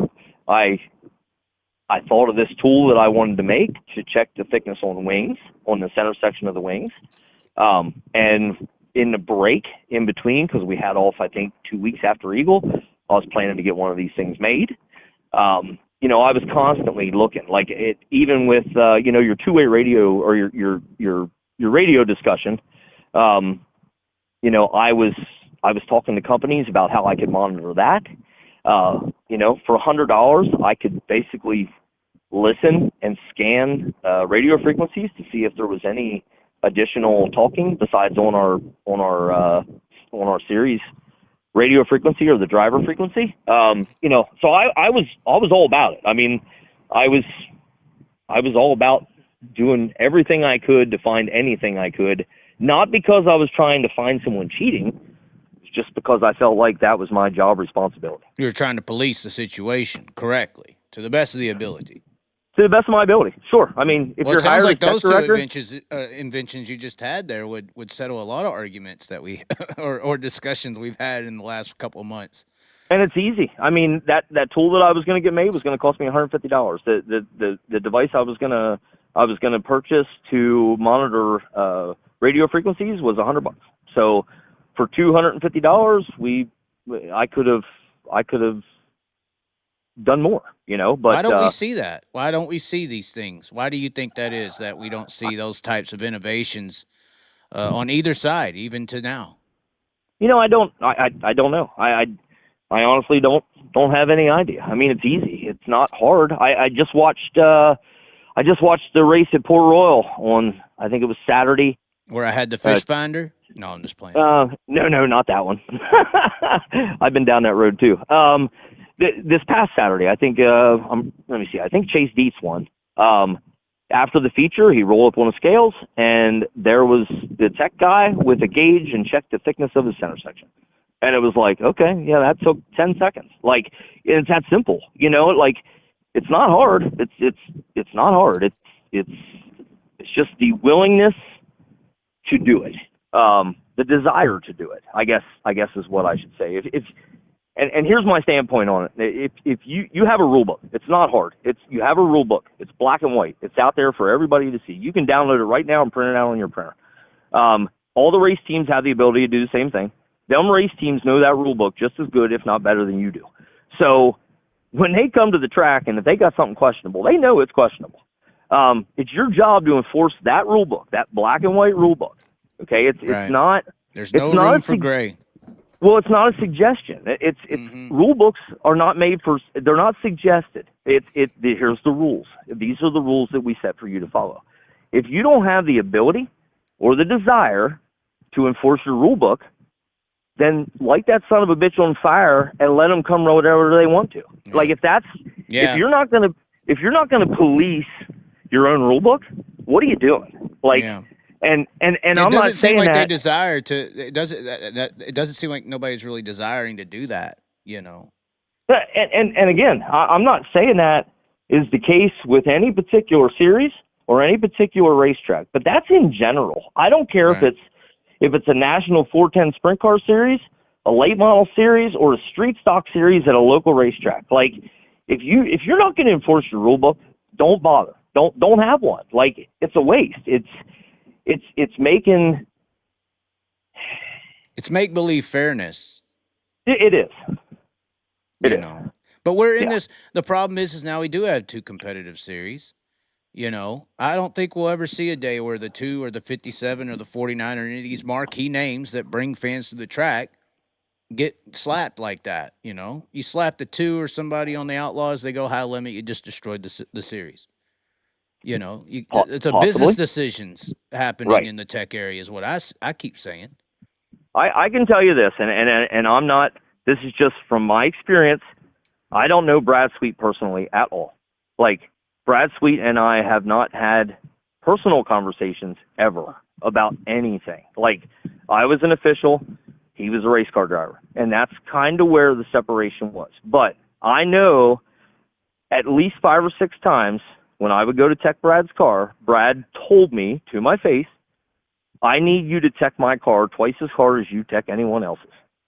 Mm-hmm. Because I need people to know that everything is on the up and up here with my car because I'm competing in my own series. So I'll give him all the credit in the world for that. Like there was nothing I wouldn't do or I couldn't do to Brad's car that I tried to do that they would object to. I mean, everything. It was wide open. And Silva was the same way. Like there was nothing. Silva was one of the MSD boxes I took, and he had no problem with giving it to me. Like, I teched and teched and teched. Them guys probably more just because they told. You there? Yes. Yeah, sorry about that. Yeah, so I mean, there was in that sense, they wanted to be extremely transparent, and I applaud them for that because it very easily, and especially with social media and the way things are perceived, it very easily could go the way that it went, at Outlaw when I made a mistake and didn't weigh the car. Like, oh, there it is. Series owner, the crew guy weighs his car. The tech guy didn't even bother looking. Yeah, well, that wasn't the case. And everybody involved, really involved. Anybody that was invested in the series, any competitors, owners, any of them, drivers, they all understood it was a mistake. And none of them came to me and was like, what the hell? I mean, they all were extremely supportive. I mean, more so than I ever could imagine. Because when I did make that mistake, I was pretty damn bummed out. Like, I went to the track the next day and I felt like I couldn't do my job. Right. And, they lifted me up, honestly. It's the optics of the scenario. If Tyler Courtney wins the race and you make the same mistake, it's probably not even a topic on socials. You know what I'm saying? No. Yeah, exactly. Yep. Yeah, it's just like Rico with the watch, I mean, if it's not Rico, it may not be a thing. Right. But how do you feel about that watch thing? How do you feel about something like that? Even though it could be approved, I mean, how do you feel about that? Well, I feel like it was handled really bad. Whenever heading into the 2024, the inaugural season for us, Mike Hess and I, or I should say, Mike Hess, we started with the All-Star rulebook, which I know like the back of my hand. We started with the All-Star rulebook and we made edits and we changed it as we saw fit or whatever we wanted to change. And that was one of the topics of discussion was, hey, what about watches? Because I know with the All-Stars, we had one instance where we were racing, we did the dash draw, and one of the drivers in the dash draw was wearing a smartwatch. And I got a text from a driver who wasn't there, who was watching on TV, and he's like, hey, such and such has on a smartwatch. So I sent one of our officials down, get rid of the watch. The watch comes off, or you're not racing. It's that simple. We'll disqualify you after the race. Don't matter if it's a Fitbit or whatever. But I don't give a shit if it's a Timex from 1985. Like, get rid of the watch. You don't need to have a watch on while you're racing. So that was one of the things that we talked about when we laid out the original, rule book for the full high limit first season. And the topic come up of, watches for health reasons, monitoring heart rate, all that type of thing. And at that point, it was, some of these guys wear these watches to monitor heart rate. And my question at that point was, how do we know the difference? Like, this is a really sticky deal. Like, my suggestion is just outlaw them. Just get rid of them. No watches. You can't wear watches. Like, that's simple. And, so you're saying it was handled bad by letting rules for thee instead of me type of deal or something. It wasn't just blacklisted from the get-go, or where do you see it being handled wrong? Because they have blacklisted them now. What do you think should have been done to keep it from all that it had, I guess? I think from the get-go it should have just been no watches. Like, that would have solved the problem. There would have been no controversy if nobody's wearing a watch. And again, it don't matter if it's a Timex or if it's a Fitbit. It don't matter. Like, if you got a watch on, you're illegal. I don't give a shit if the thing tells time or tells you lap times, or you can make phone calls on it. It don't matter. Like, just get rid of it. You don't need to wear a watch when you race. If you're that worried about your health, what your heart rate's doing. You kind of have an idea of, okay, my heart rate does this, my heart rate does that.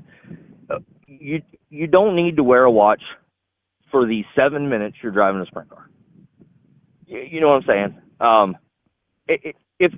If it opens up, I guess my big thing is with any rule, if there is a possibility, if there's a slightest little bit for a gray area to fit in it, then it needs fixed. Because again, it's black and white. And the race teams their job is to cheat. Yeah, their job is to lie to you every race. Right. They don't read the rule book, to read the rule book and say, oh, well, this is what we got to do. They read the rule book looking for the gray area in the rule book. And then whenever you catch them in the gray area of the rule book, then you got to make a discussion on, okay, well, now it comes down to interpretation.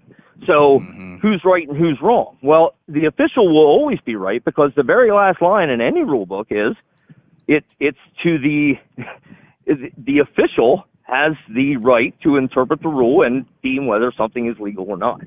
So The official always wins, but that doesn't stop them from working in the gray area. But the gray area is something that they work in, and I don't blame them a bit. I mean, if you're a fast race car, you got to work in the gray area because you're beating the guys that don't look in the gray area. And that's their job. That's what they get paid money to do. I mean, that's as simple as it gets. But I think when you lay out your rules as a former competitor, whether it be myself, Mike, Brad, whoever, that we all have racing experience. Okay, you can look at the rule book and see the gray areas and get rid of the gray areas. Like, it's not that hard. Here it is. This is the rule. Like, there's no room for interpretation. You can't wear a watch. There's no room there's no room for interpretation. Your wicker bill at that point, your wicker bill's got to be 1 inch. If our gauge don't fit over your wicker bill, you're illegal. Like, if you come to the track with 2 crank triggers, you're illegal. Like, it's not hard. It's really not hard. And there's really no reason for all of the drama all the time. Like, if you just enforce your rule book and do your job, where's the drama come from? Like, there is none. So, right. That's... I've said it. I sit here and talk about all the bullshit the sport pulls off, and if they didn't pull it off, I wouldn't have nothing to talk about. Right. I said it all the time. My thing is, and so I feel myself, I feel like the sport's in a good spot. There's more traveling teams than there ever was. There's more money available than there ever was. There's guys winning races. Cody Jacobs says both sides are watered down.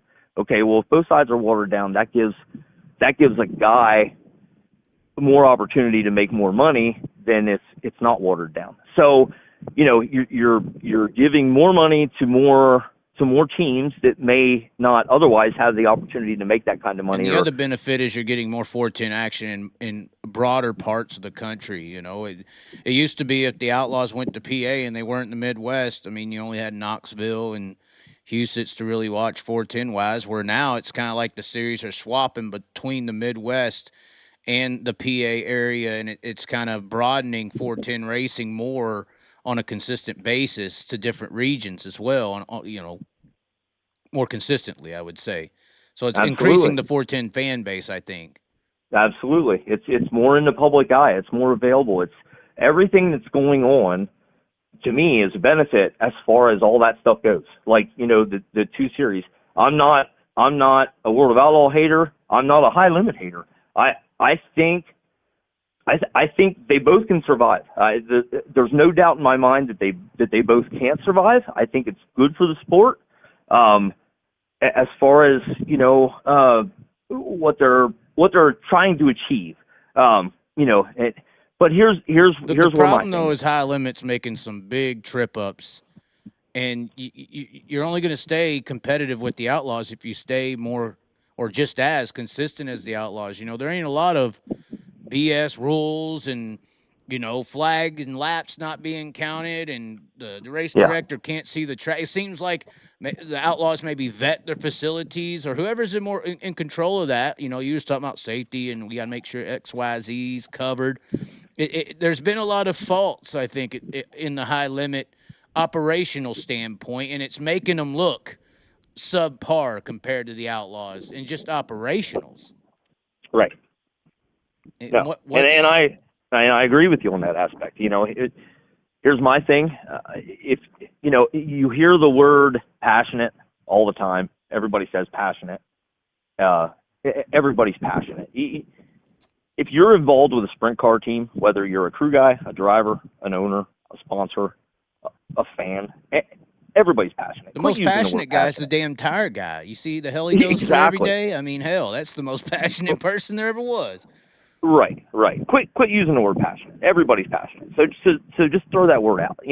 Another word is, elevate. We're going to elevate the sport. Okay, so my perception of elevate is you're going to raise it to another level. Would that be accurate?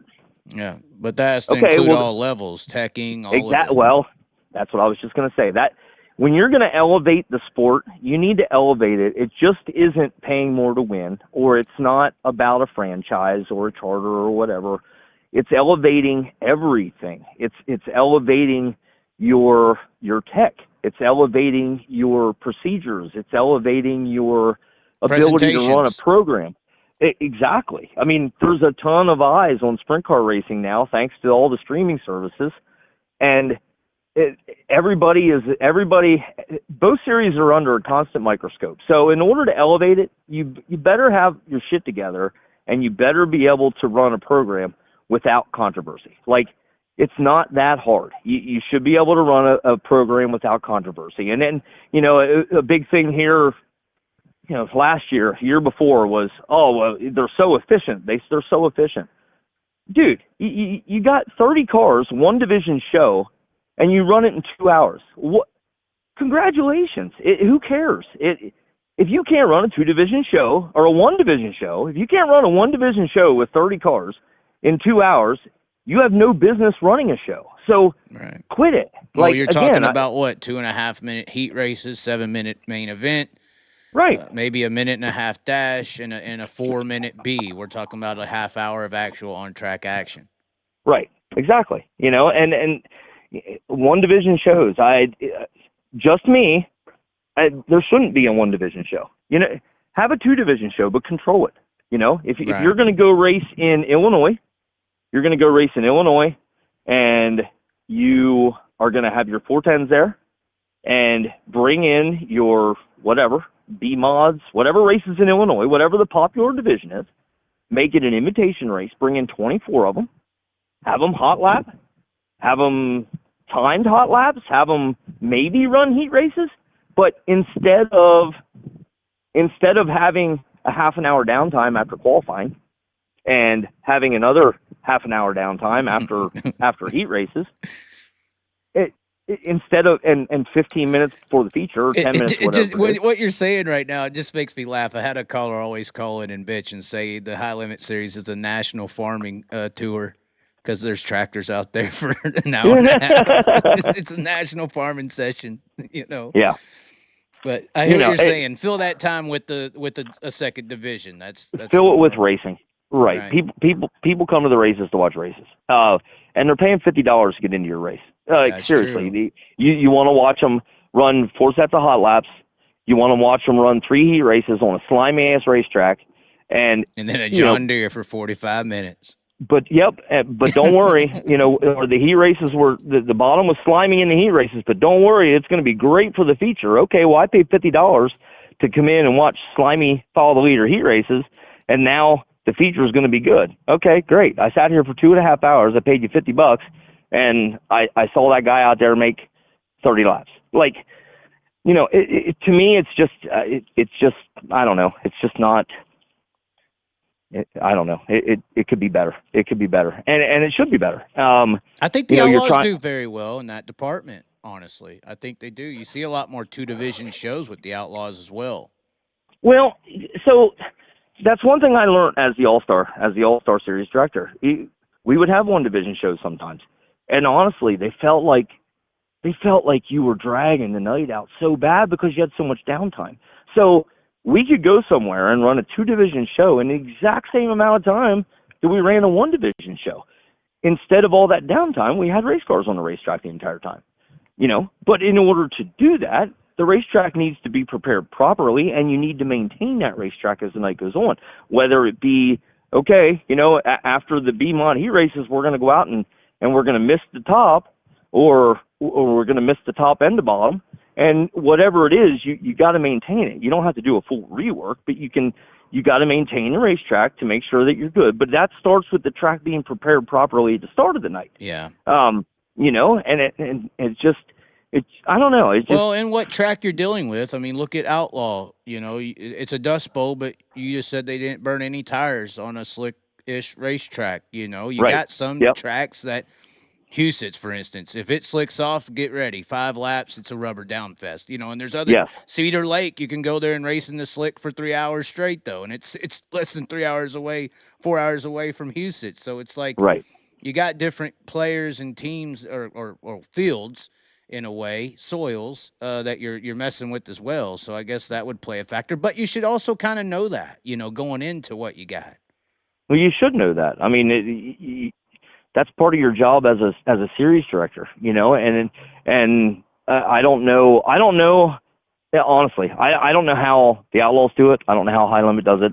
I've never been a part of any of the conversations. Never was You involved. did it with the All-Stars, so you have a little clue. I did it with the All-Stars, and I know. All-Stars, for instance, we're running a racetrack, and I go back and watch the race 2 weeks prior, and it takes rubber in the feature, and I go back and watch 3 weeks prior, and it takes rubber in the feature, and when I call the owner, promoter, whatever, and I'm like, hey, listen, I don't want rubber down. No rubber down. What do we got to do to make it not have rubber down? Like, here's our expectations on track conditions when we get there, and we're going to go over it. We're going to talk about it. We're going to work together. That's the big thing, working together with the track people, not coming in and just, sticking your whatever in the ground and saying, I'm in charge. Nobody moves a finger without asking me. You work together with the facilities, and you provide a good show for the people that are paying to have that show there. I feel sometimes that's a little questionable. Right. But it is what it is. I mean, and it's very important too, especially in this day and age where you say, like you said, sprint car racing is getting very popular now, and people are coming to these events for the first time. I think I was always, when I was helping racetracks and doing stuff in the backgrounds and announcing, I always tried to treat it like, a first-time viewer is in the stands and would explain how tracks go slick, the situations, how the night plays out, trying to coach. And I think that is something that's important when you're talking about these shows too. For instance, like beginning of the year, Kennedale Speedway Park, I thought it was going to be one of the best races I've ever seen with the World of Outlaws. Went down there first night, they missed the track. It's rubbered down after the heat races, and it's a junk main event. Next night, they overwork it, and it's a good race at the end of the night on the Saturday night. Right. But if you got a first-time person there Friday, they're done. Yeah. I'm never spending $50 or $45 to do this again. Right. And that's extremely, if you want to elevate the sport, I think this goes into that presentation. A part of the presentation of the sport is the play on the stage, and that's these cars, and that's the race. That's the track. That's a very big important piece. What was a big important piece for a situation like this Butler deal that happened? Obviously miscommunications, all that. Some people think Brad pulled off on purpose to make a, championship battle, flat tires, miscommunication. What should have happened in that scenario? Well, first off, I don't think Brad pulled off for anything. Brad's a competitor. Brad is probably one of the fiercest competitors that I've ever talked to. Like, first of all, it's Ginger Kitty, but I agree with you. Continue. Yeah, Ginger Kitty, whatever you want to call him. He's fierce. Again, I don't know him personally. Never had a business or personal relationship with the guy. So, and he was one of the people that fired me. So I have no reason to like him, but I respect him. And Brad's not pulling off. Brad wants to win the championship by 8 million points if Brad can. So, right. That's. And he's done a lot of good things with High Limit, I think. But continue, yes. Yeah, no, that's just internet bullshit. They ran an extra lap. I watched the race. We were at the Cup race, or I guess it was the Xfinity race, whatever it was. We were watching it on TV. They ran an extra lap. Again, speaking from my experience, I don't know what happened. I heard what happened. You can't blame it on the flagman. You can't. You just can't. The flagman's responsibility is not to count laps. That's the tower. The tower's responsibility to count laps. You have and I'm not pointing the finger at anybody, so don't think I'm going that direction. No, I've experienced it as well. I mean, that's what happens. There's communication between the race director, the scorers, or whatever, with the flagman telling them where we're at. Right. So, again, I speak from experience. When I was at Butler and a race director, whenever we ran our all-star race there, I was in the tower. I was in the booth to the far left of the grandstands. So you had a viewing area, you're saying. There is a viewing area. Okay. Yeah, and it's not a good viewing area, but it's a viewing area. You can see the whole racetrack. It's hard, especially whenever it's a full house. You look out your left window and you got a fan there drinking a beer 2 foot from you. So, it's hard to see the racetrack, but you can. My scorer was all the way at the other end of the tower on the far right booth, like in the booth where the announcer is. So, we're not sitting beside each other. I never once had a computer in the booth when I was a series director or race director. And that could have been the scenario for High Limit. We're just hearing that, they were separated from the scores. The scores, the announcers, right. and so you could have had the same setup. I'm just right. saying. So how we handled this with the All-Stars was we had two scores. We had Ross Paulson or we had oh my God, why can't I think of his name? That's terrible. Horrible series director you were. Yeah, you're right. That's terrible. Mm-hmm. Yeah. We had Ross Paulson and we had that guy. Lord. That guy. Yeah, Brad Hockaday. There you go. There you go. Yeah, right, Brad Hockaday. So they would, Brad would go to some races, and Ross would go to other events. But regardless, it didn't matter. It didn't matter who was there. I always let the scorers talk on the radio. So I'm in the tower. I'm watching the racetrack. Features going on. Heat race. Doesn't matter what it is. It's my job to monitor the racetrack as a race director and make sure cautions, red flags, debris, or whatever the case may be. It's your job to see that stuff. And call cautions, reds, all that. It wasn't my job to worry about laps. That was my scorer. So in our case, what we would do is we go green in the feature. We're racing the feature. Scorer would come on the radio and say, halfway to the 26, he's in the middle of the backstretch. And the flagman would give halfway. When the guy come off turn 4, he'd give halfway. 5 to go to the 26, 2 to go to the 26, 1 to go to the 26. Communicating to the flagman, you're saying. Communicate, and that was not me. That was my scorer. So that was my scorer's job. And we did that everywhere we went, whether it was Butler or wherever. I saw that on a local sense. So that's just right. protocol for dirt racing scoring, technically. Yep, because he's looking at the computer. The scorer is sitting there. He has a headset on. He has a radio. He's looking at the computer. He's making sure that the cars are being scored as they cross the line, looking to see if there's anybody that doesn't get scored, if a transponder falls off, whatever the case may be. He's monitoring the scoring of the race. He's also monitoring the laps of the race. So that scorer knows exactly when the race is halfway, 5 to go, 2 to go, 1 to go, checker, whatever the case may be. So, how that happened there, I don't know. In that sense, you're saying it would be the scorer's situational issue, but is it the race director's fault to or responsibility to make sure that scorer's doing that?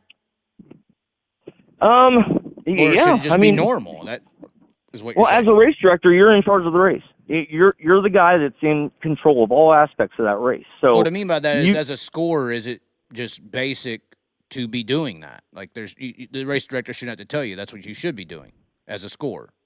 Well, the race director can delegate whatever he wants to whoever he wants. That's just how I did it, and the reason I did it is because it's too much. It's too much for one person to handle, in my opinion.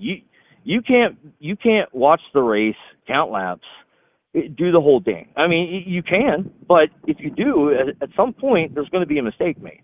So let the scorer do it. He's the guy sitting in front of. So let the scorer come on the radio. It might be he or she. Right. It doesn't matter. Let the scorer come on the radio and say, 5 to go to the 26. He's in turn 3 or whatever. It's very simple. Again, it's such an easy fix. Is just to delegate. And I'm not saying it's not the scorer's fault. I don't know what the situation was. I got to be very careful. It just seems like I have always experienced the score flagman communication system. Yep. It's always happening. So for that to not, you're making me feel like it's the scorer's fault. Thinking about it more rationally, that is the scorer's responsibility to communicate to the flagman laps remaining. Well, it's the scorer's fault if the scorer is delegated to do that.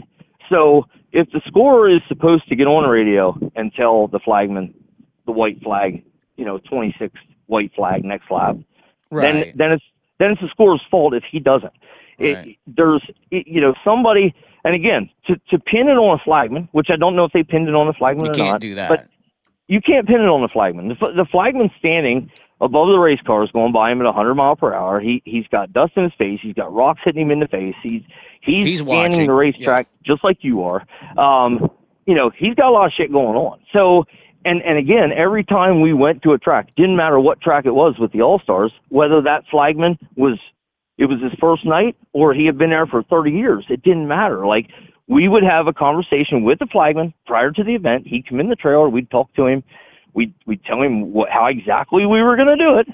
And he was like, okay, sounds good to me. And at the end of the night, the flagman would come back, walk in the trailer, shake our hands, say it was great to work with us, and away he'd go. And, the flagman doesn't run the race. The tower runs the race.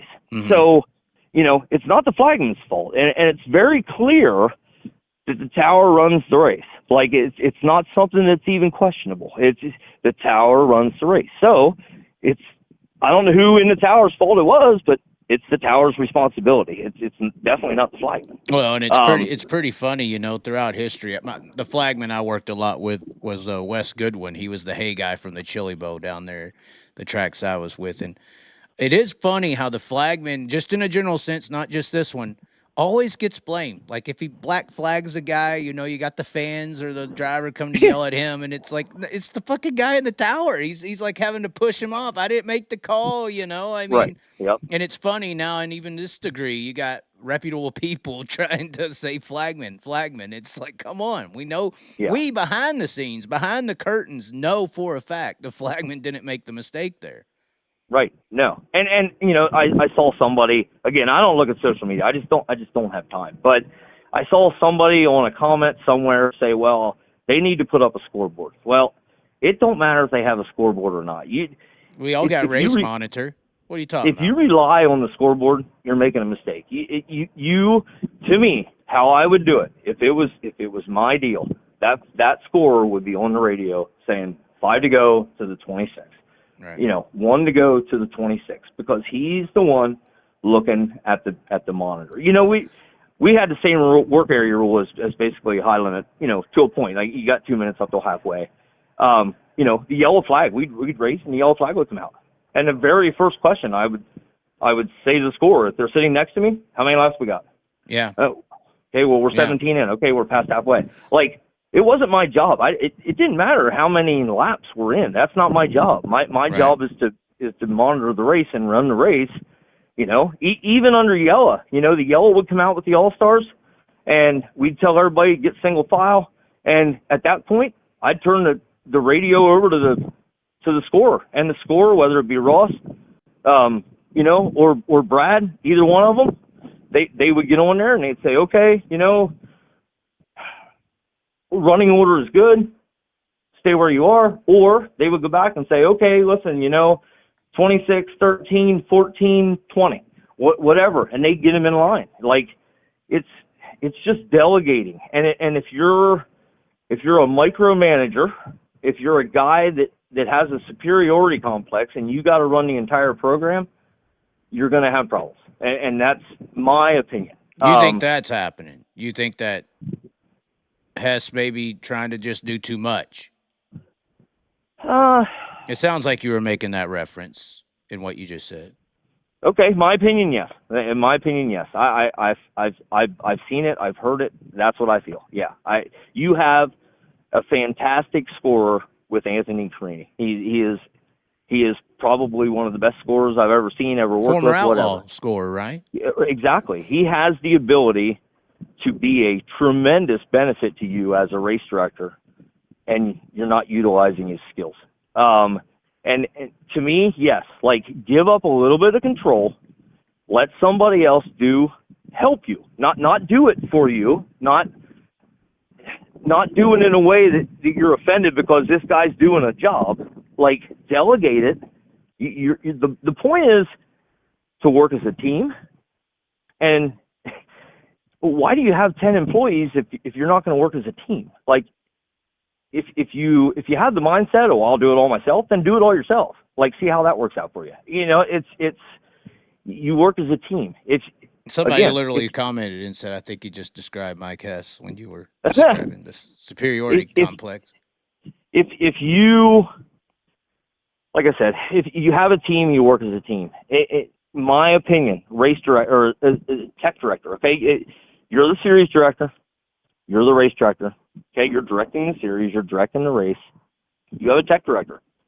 Let the tech director direct tech. If you hire somebody competent and somebody able to do the tech job, why wouldn't you let him do his job?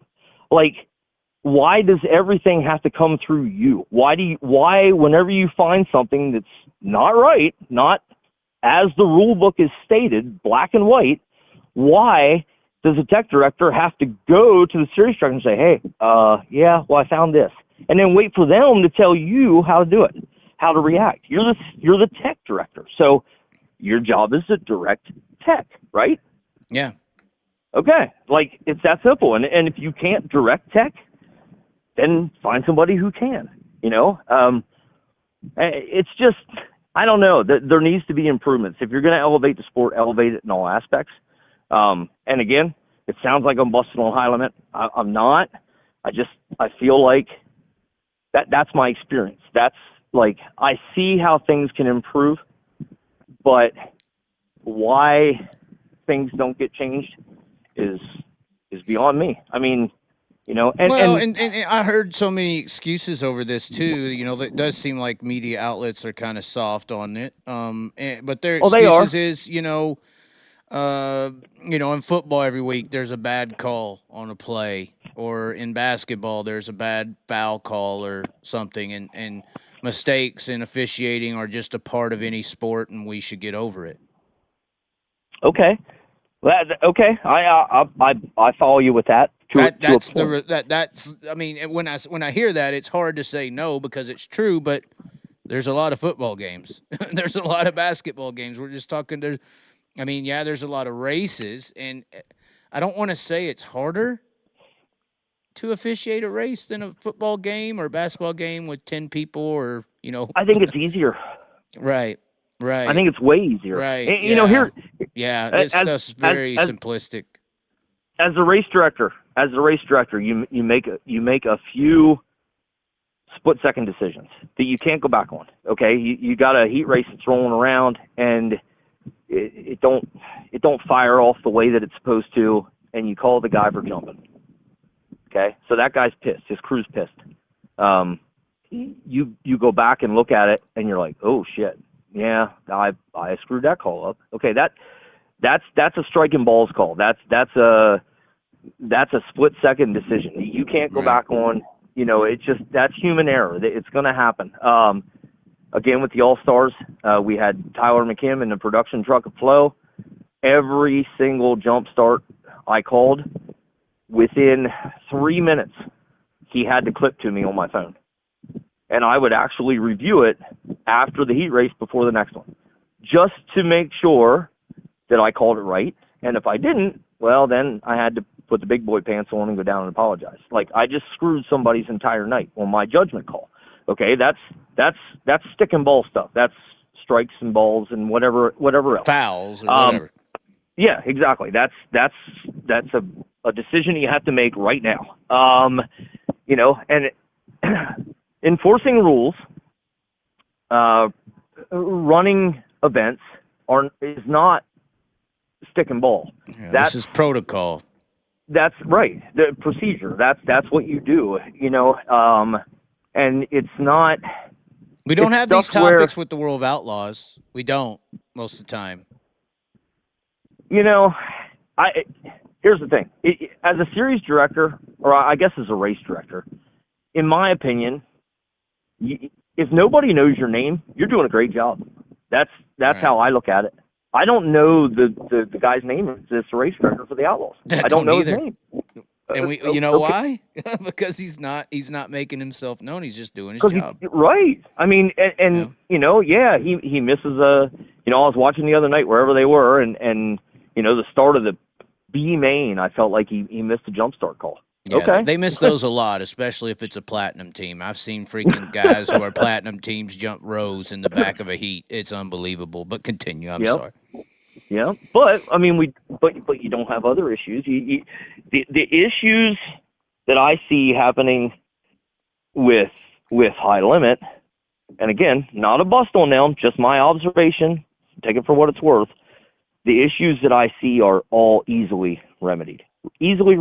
And it shouldn't be hard. I mean, especially with the guy sitting in the booth that has as much experience as he does. And, you know, that to me, it's at some point it has to become inexcusable. You know, whenever they fire people and they put as the official reason you're firing someone is because performance that may affect the image of the series. Okay, whenever they fire someone, and it says that as the official reasoning, even though that wasn't the official reasoning, whenever they say that, okay, you know, whatever, tell me what I did. Well, that was your reason. That's what. Are you saying that's what they said? That was the reasoning. Yep. Okay. You know, and whenever I asked what I did, the reply was, "We just don't mesh."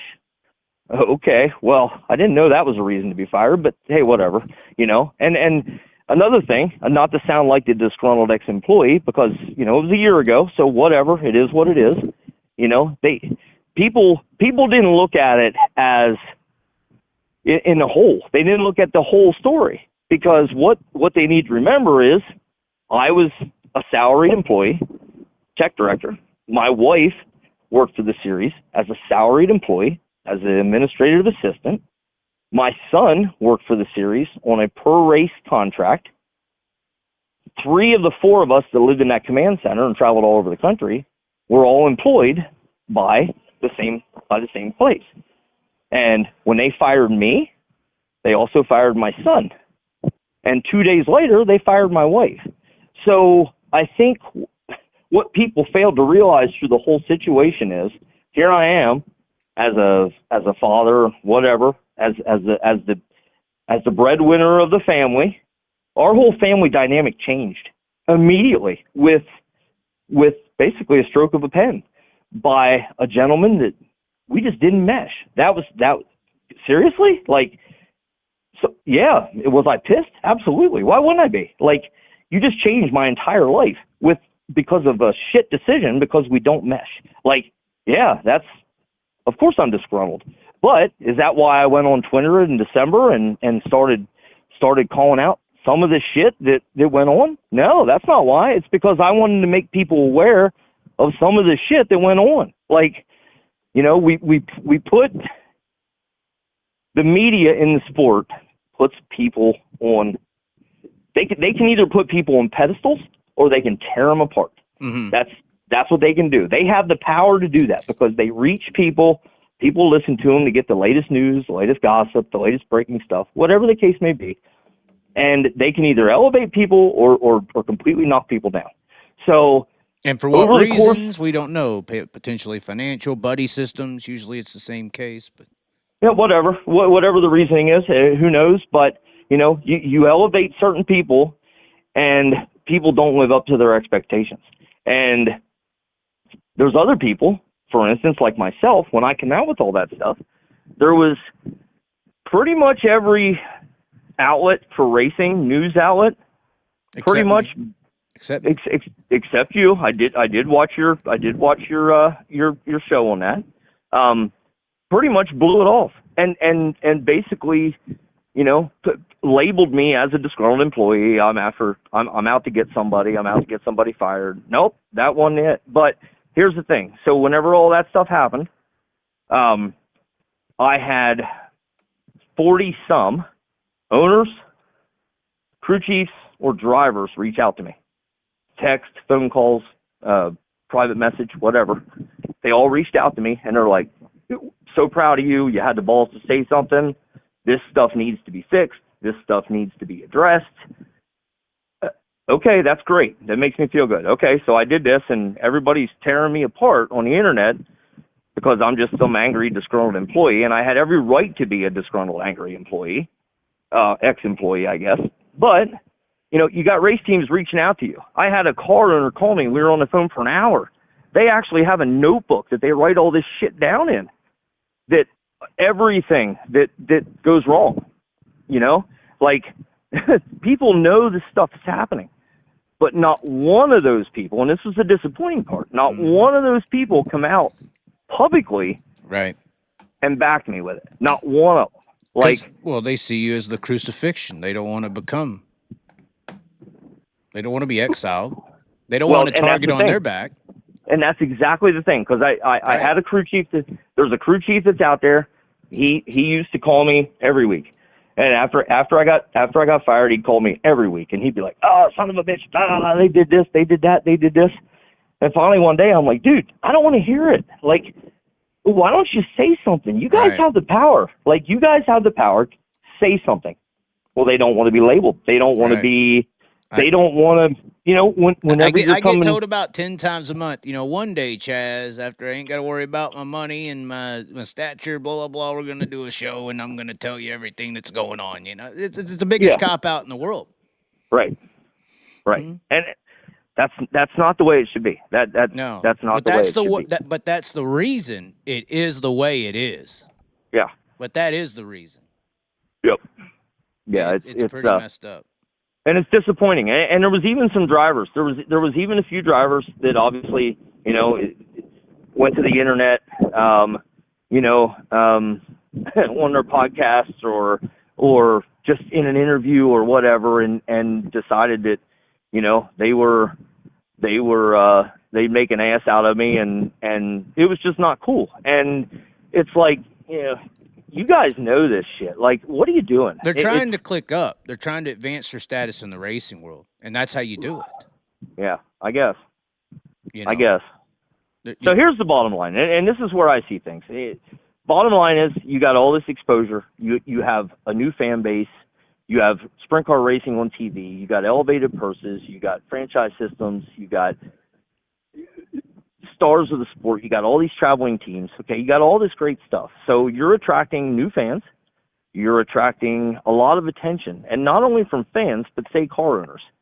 You got people that are looking at this going, "Man, this is pretty badass." Like, and people with money, people that may be interested in getting involved with the sport.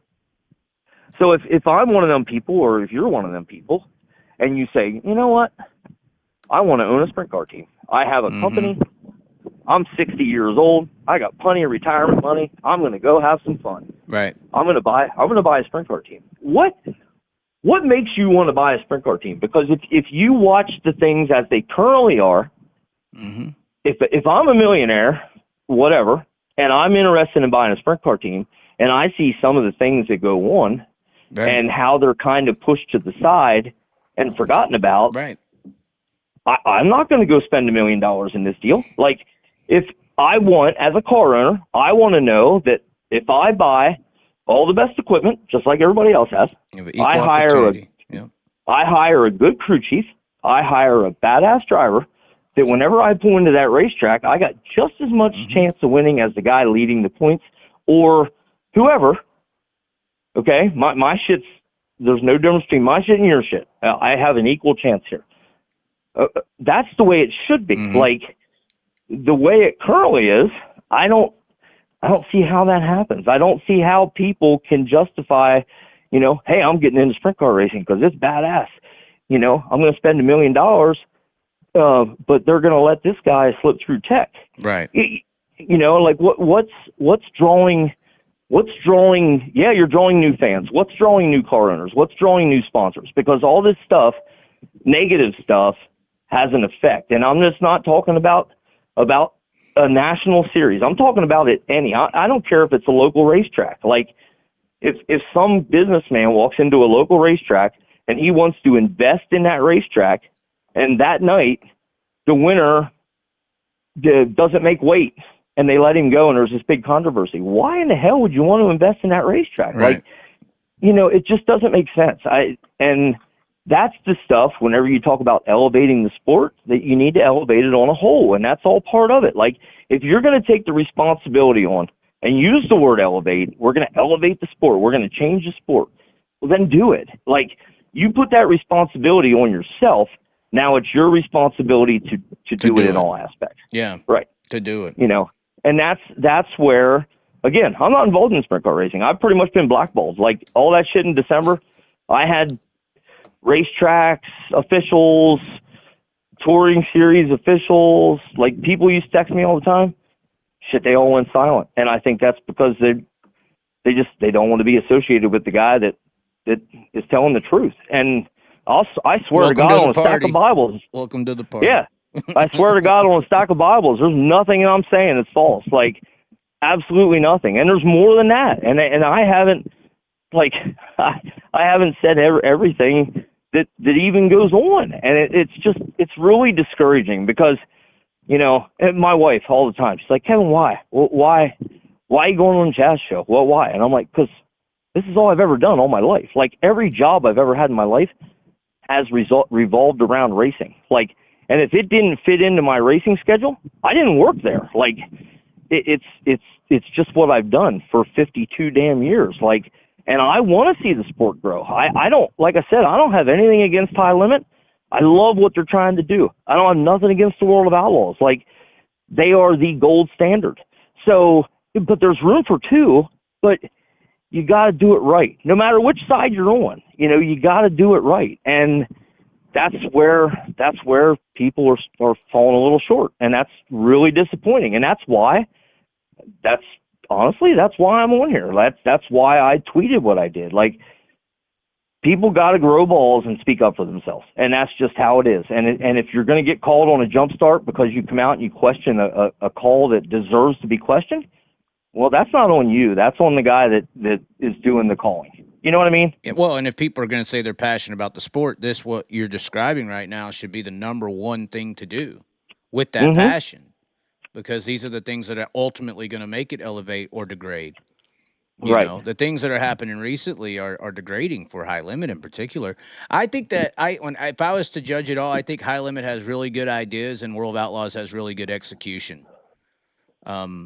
I think it benefits the Outlaw or the High Limit series that they can be walking the pits and actually talk to the guy running the series. You know, it's hard to find Brian Carter, you know, at an Outlaw race. You've heard Donnie Schatz talk about that. Missing Ted Johnson was always there, you know. I mean, so I do think Brad does a better element there. But if they're both going to lack in different areas, it's not going to elevate. Right. And the stuff of well, you know, this is our second season doing this, and we're gonna have some growing pains, and we need to learn from this. That's a terrible excuse. This is your second season running your series, but it's not your second season at being a race director. It's not your second. All these people are experienced. Like, it should click off like nothing. Like, it should click off naturally, and it's almost every week. I mean, it's almost every race, and it's a shame. And again, I wish nothing bad against High Limit. Nothing. Like, I respect the shit out of Brad because he has a work ethic like you wouldn't believe. He has a determination like you wouldn't believe. And he's the most inexperienced of everybody involved in his position, technically. Right. And I promise you, he works his ass off. I guarantee you, because even my little tiny 358 sprint car series, I work my ass off, and it's a drop in the bucket compared to what he's trying to achieve. You know, I utmost respect for him in that aspect. Again, I don't know him personally. Never had conversations with him, but utmost respect, you know. Kyle's not involved to the best of my knowledge. I mean, Kyle's a busy guy. Kyle's name's attached to it. Kyle's part owner of it. But when it comes to day to day, I can't guarantee you, but I can pretty much guarantee you that he's not involved. I mean, yeah, there's some decisions I'm sure he's included in, but it's image-wise, probably, you know. Image-wise, sure. I mean, he's a draw, you know. But he's, to the best of my knowledge, he's not involved. I mean, you know, for the most part.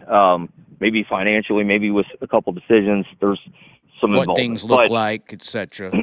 Right. But you know what'll end up happening is this will get interpreted by all the Kyle Larson fans is Kevin Nouse hates Kyle Larson, and that's not the truth. I've talked to Kyle half a dozen or more times at racetracks since I got fired, and honestly, our relationship hasn't changed at all. Like, it is what it is, you know.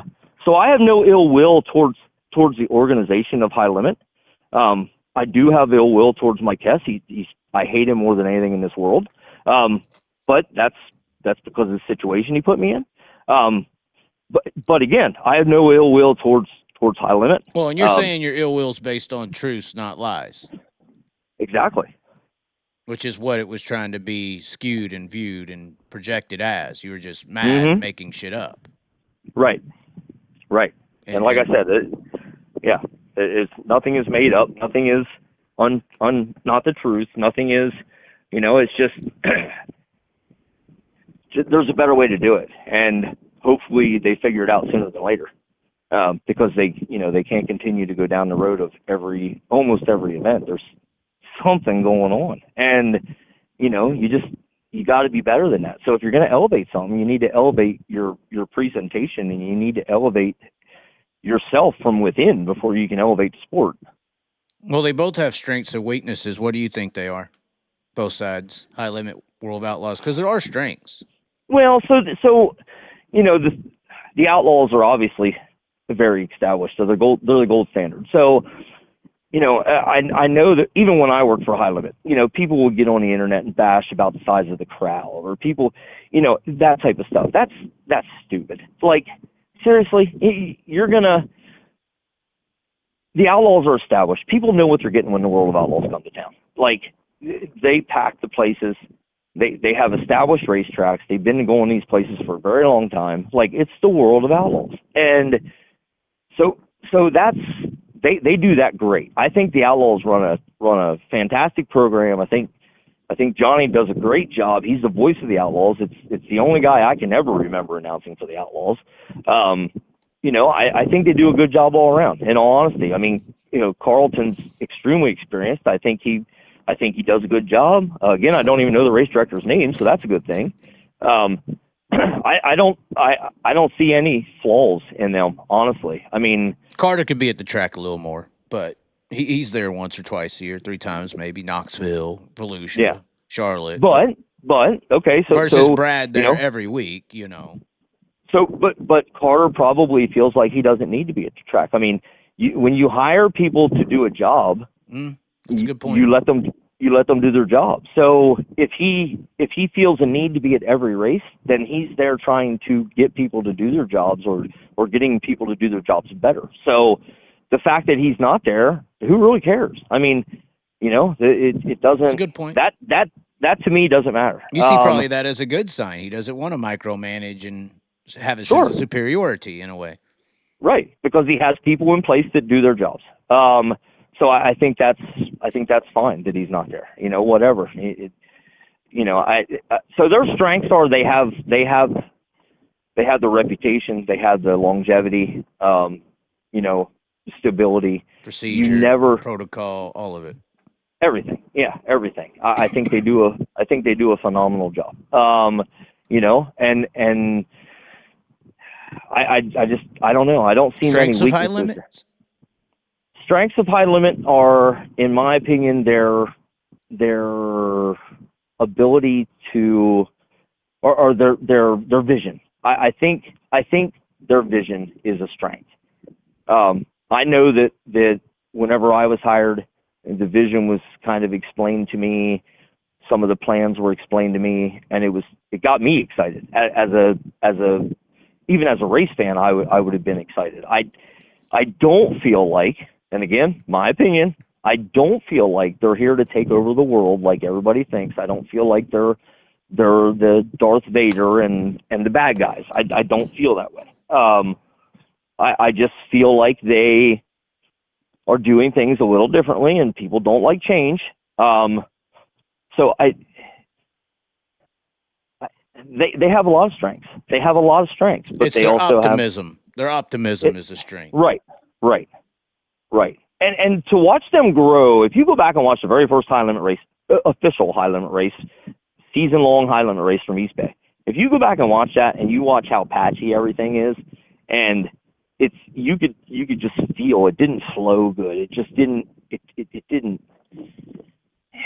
It wasn't like watching an outlaw race. You know what I mean? That's one thing. When the Outlaws come on, you know what you're getting. You know you're getting Johnny, you're getting Connor, you're getting this.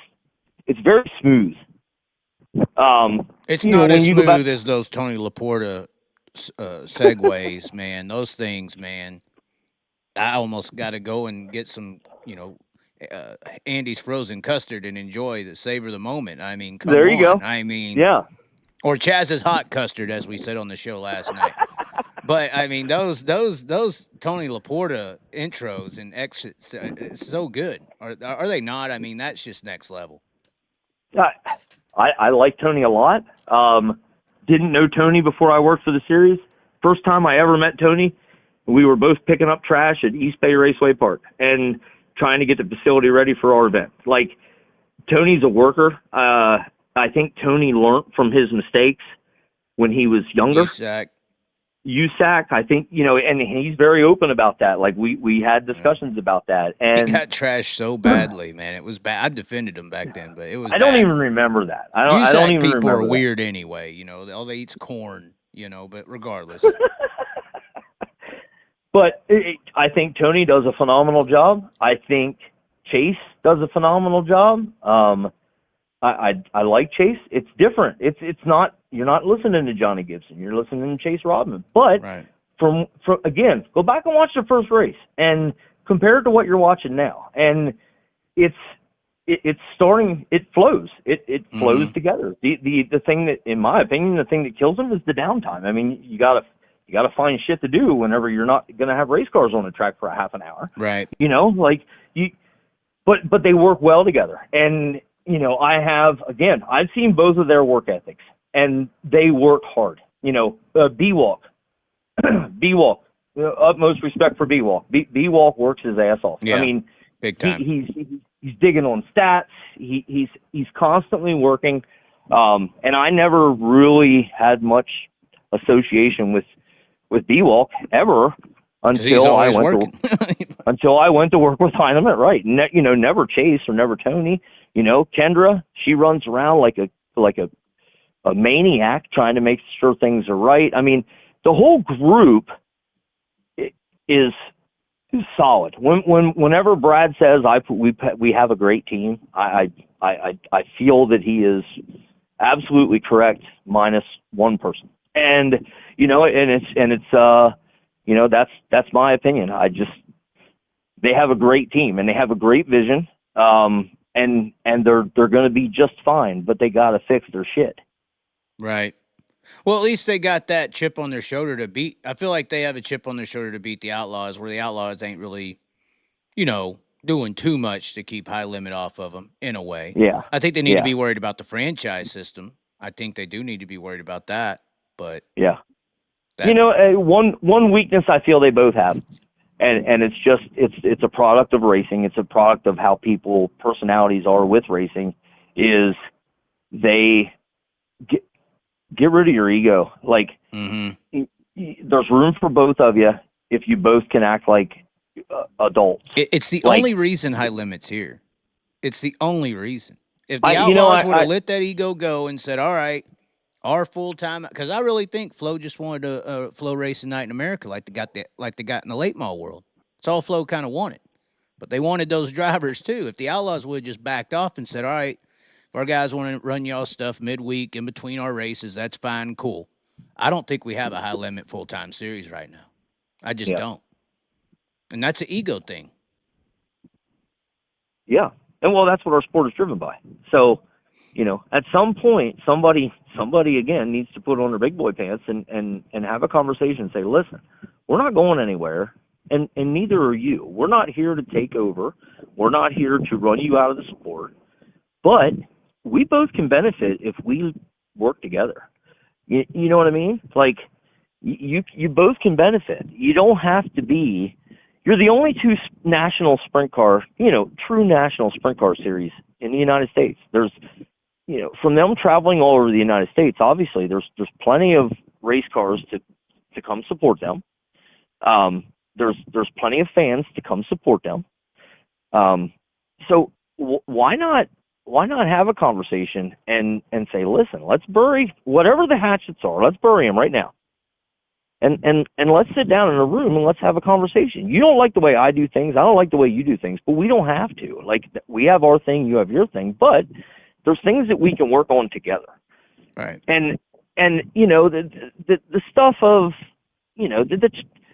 here's the downfall of the Outlaws: the childish shit of them not ever saying high limit series. Like, what the hell's that? Get over it. And that's one thing I got to give. Why we got a series. Just saying. Right. I got to give credit to high limit, because they're like, oh yeah, well, World of Outlaw driver, won the World of Outlaw race last week, or World of Outlaws are right up the road at whatever track. Like, okay, cool. Like, so what? Learn to work together, and if they can take anything from the late model world, I don't know how well they work together, but they sure as hell work together better than the sprint car world does. Well, sprint car world's used to racing every week too. The outlaw scene, they got 50 races each. They bounce off each weekend. Yeah. I don't know if you'll ever see that anytime soon. Mm-hmm. There's an opportunity to actually collaborate with some match races and actually have an ASC and SC situation to where maybe in a few years you're going to the world finals with, the top 4 from each team or something going at it. I don't know. Yep. I mean, yep. That's a potentiality where they work together, but the ego scenario, are you ever going to get over it? You got some people in the comments saying if the midweek series would have worked, here's Chaz BS explanation, but I think it was all about streaming, and Flow's a yearly subscription. So they just needed all those Outlaw fans to buy a Flow subscription. Sure. So that's all that Yep. mattered. But at the end, and they would have had full grandstands at every one of those midweek races. So it was 100% profiteering idea versus what we see now, because there are some lackluster grandstands sometimes at these high limit events, but there's full ones too. So it's an interesting scenario. Working together is the right way to go, but it is such an ego-driven sport, and wanting to beat you and beat me, and sponsors, car owners want to beat each other. I mean, it's crew chiefs are yelling, bitching about putting stickers on the car, which is hilarious. That just builds the rivalry. But that would work. Yeah. That would work with an ASC and FC thing. That would be the way you'd want the rival teams to be. If you got the guys up top on the same playing game, Yep. Now there's a lot of room for improvement. There's a lot of room for improvement, and again, I'm not even in the sport, so my opinion honestly just doesn't matter. But if from an outsider's viewpoint, they both can do better. The high limit can do much better, but there's the sky's the limit for both of them. And if you go back to the grandstands thing with high limit, you look at crowds last year, which I looked at every night when I worked there, and every race that I watched afterwards, it was always look at the crowd. And then you go back and look at the crowds that they had this year, and I don't know the numbers, but to me, they all look bigger. And again, I think there's things that they can learn from, okay, so tonight we hit a grand slam. We had a 2-day show at this place. Last night, we lost our ass. Tonight, we did really good. So, maybe next year, all right, well, we're not going to have a 2-day show there. We're going to have a 1-day show there. And, that type of thing. But it's the series is growing. I feel like it has momentum, but stuff like that goes on almost at every event holds them back. It's holding them back. If they come on TV and they ran a show start to finish without any issues, it would it'd be cool. It'd be great. It would be I don't even know what word I want to say. It would be it'd be perfect. What could people bitch about? I mean, Right. would there be anything for people to complain about other than what people normally complain about? Then we could talk about the racing. Well, that'd be awesome, because isn't that the ultimate goal? I mean, the ultimate goal is they're racing, they're putting on a show, they're trying to get fans in the stands. So all this stuff is, it has to be hurting attendance. It has to be holding the series back, I guess is what I'm saying. So if you could actually go and have an event where you just you drop the green flag in qualifying, and at the end of the night you drop the checkered, and you load your shit up and you leave, and everybody's on the internet raving about how good the racing was, instead of, well, hey, why'd that guy cross the scale 3 times, and or why did this happen, or why did we run an extra lap, or why did this guy get 3 minutes in the work area, or you know what I mean? Like, just run it as it's to be run, and and you won't have any issues. But right. Again, it's just an outsider's perspective of someone. And I'm not, I was a series director for 1 year. I was a race director for 1 year, basically. But, it changed, all that stuff with the officiating changed how I watch a race. And my wife absolutely hates it. Like, I turn on a local race to watch a local race, and they push out, they drive around for 10 laps under yellow. It takes them 3 laps to get them lined up. They throw the green. There's a yellow. It takes them 5 laps under caution to go back green. And I'm sitting there the whole time on the couch going, oh, my God, what are they doing? Like, you could have done this, and it would have been, you could have saved yourself 2 laps. Like, right. And you're driving around every lap under yellow. You're driving around for a whole freaking minute. So right there's 2 minutes. You eliminate your mistakes throughout the whole night, or you tighten your show up, and you save yourself 30 minutes, 40 minutes. Like, yeah. But that's the way I watch races now. Like, I don't watch them. You got behind the curtains. You got to see. Right. Yeah. So, it's. Well, speaking about getting behind the curtains, you're blackballed from behind the curtains, apparently, you're saying. What way or path or even road do you see as a potential way to get back behind the curtains? I don't know. Because you want to. It sounds like you still are open to that idea. You still absolutely. want to. No, and you don't want to be punished for just calling the truth and saying it like it is. Right. And you're hoping, I would assume you're hoping coming on here and explaining all this will brighten or open that idea up. Well, yeah, absolutely. I'm definitely open to doing something. I mean, again, that's not to use the word passionate, but that's what I'm passionate about. I have a great job right now. I work for great employer. I get to travel all over the country. I don't get to take my family with me a lot. My son's with me all the time because him and I work together as a team. But I don't get much home time. But I like my job. It's a great job. No stress, honestly. So why I want to get back into that side of it is kind of crazy, because that's nothing but stress. But it's what I enjoy. It's I want to be involved with racing, preferably sprint car racing, because that's what I did. That's what I know. I don't know shit about late model. There's chains and shit hanging on them. I have no idea what all that stuff does. But, I don't know what the path looks like. There's only so many cliques and circles and groups, that don't and that's communicate. And that's the buddy system. Well, the buddy system. You got it. The buddy system. Whenever, when I got fired last June, I was contacted by a series, and I was also contacted by a racetrack. The series wanted me to come work for them full time this season. I was interested. I was pretty interested until they told me that they couldn't logistically make it work unless I relocated. And I didn't have interest in relocating. I wasn't gonna move halfway across the country to work for a series and basically uproot my whole family again and go work for a series that come June may not want me, or you know what I mean. There's not enough security there, and also I had no interest in relocating. So I turned that deal down. And then the local racetrack was also enticing. There was a few things that, I was so close to saying yes to that deal, but it just, something didn't feel right. It just didn't feel right. And so I turned that deal down as well. And that's an open door, that's an open door. If I want to go there. Even after the December stuff, you're saying this was all prior to the December This was all prior to this, yes. But that door is still open with the track. That door is even open. After. Yeah. Okay. Yep, that door is open. Anytime I'm ready, I have the ability to go there if I want.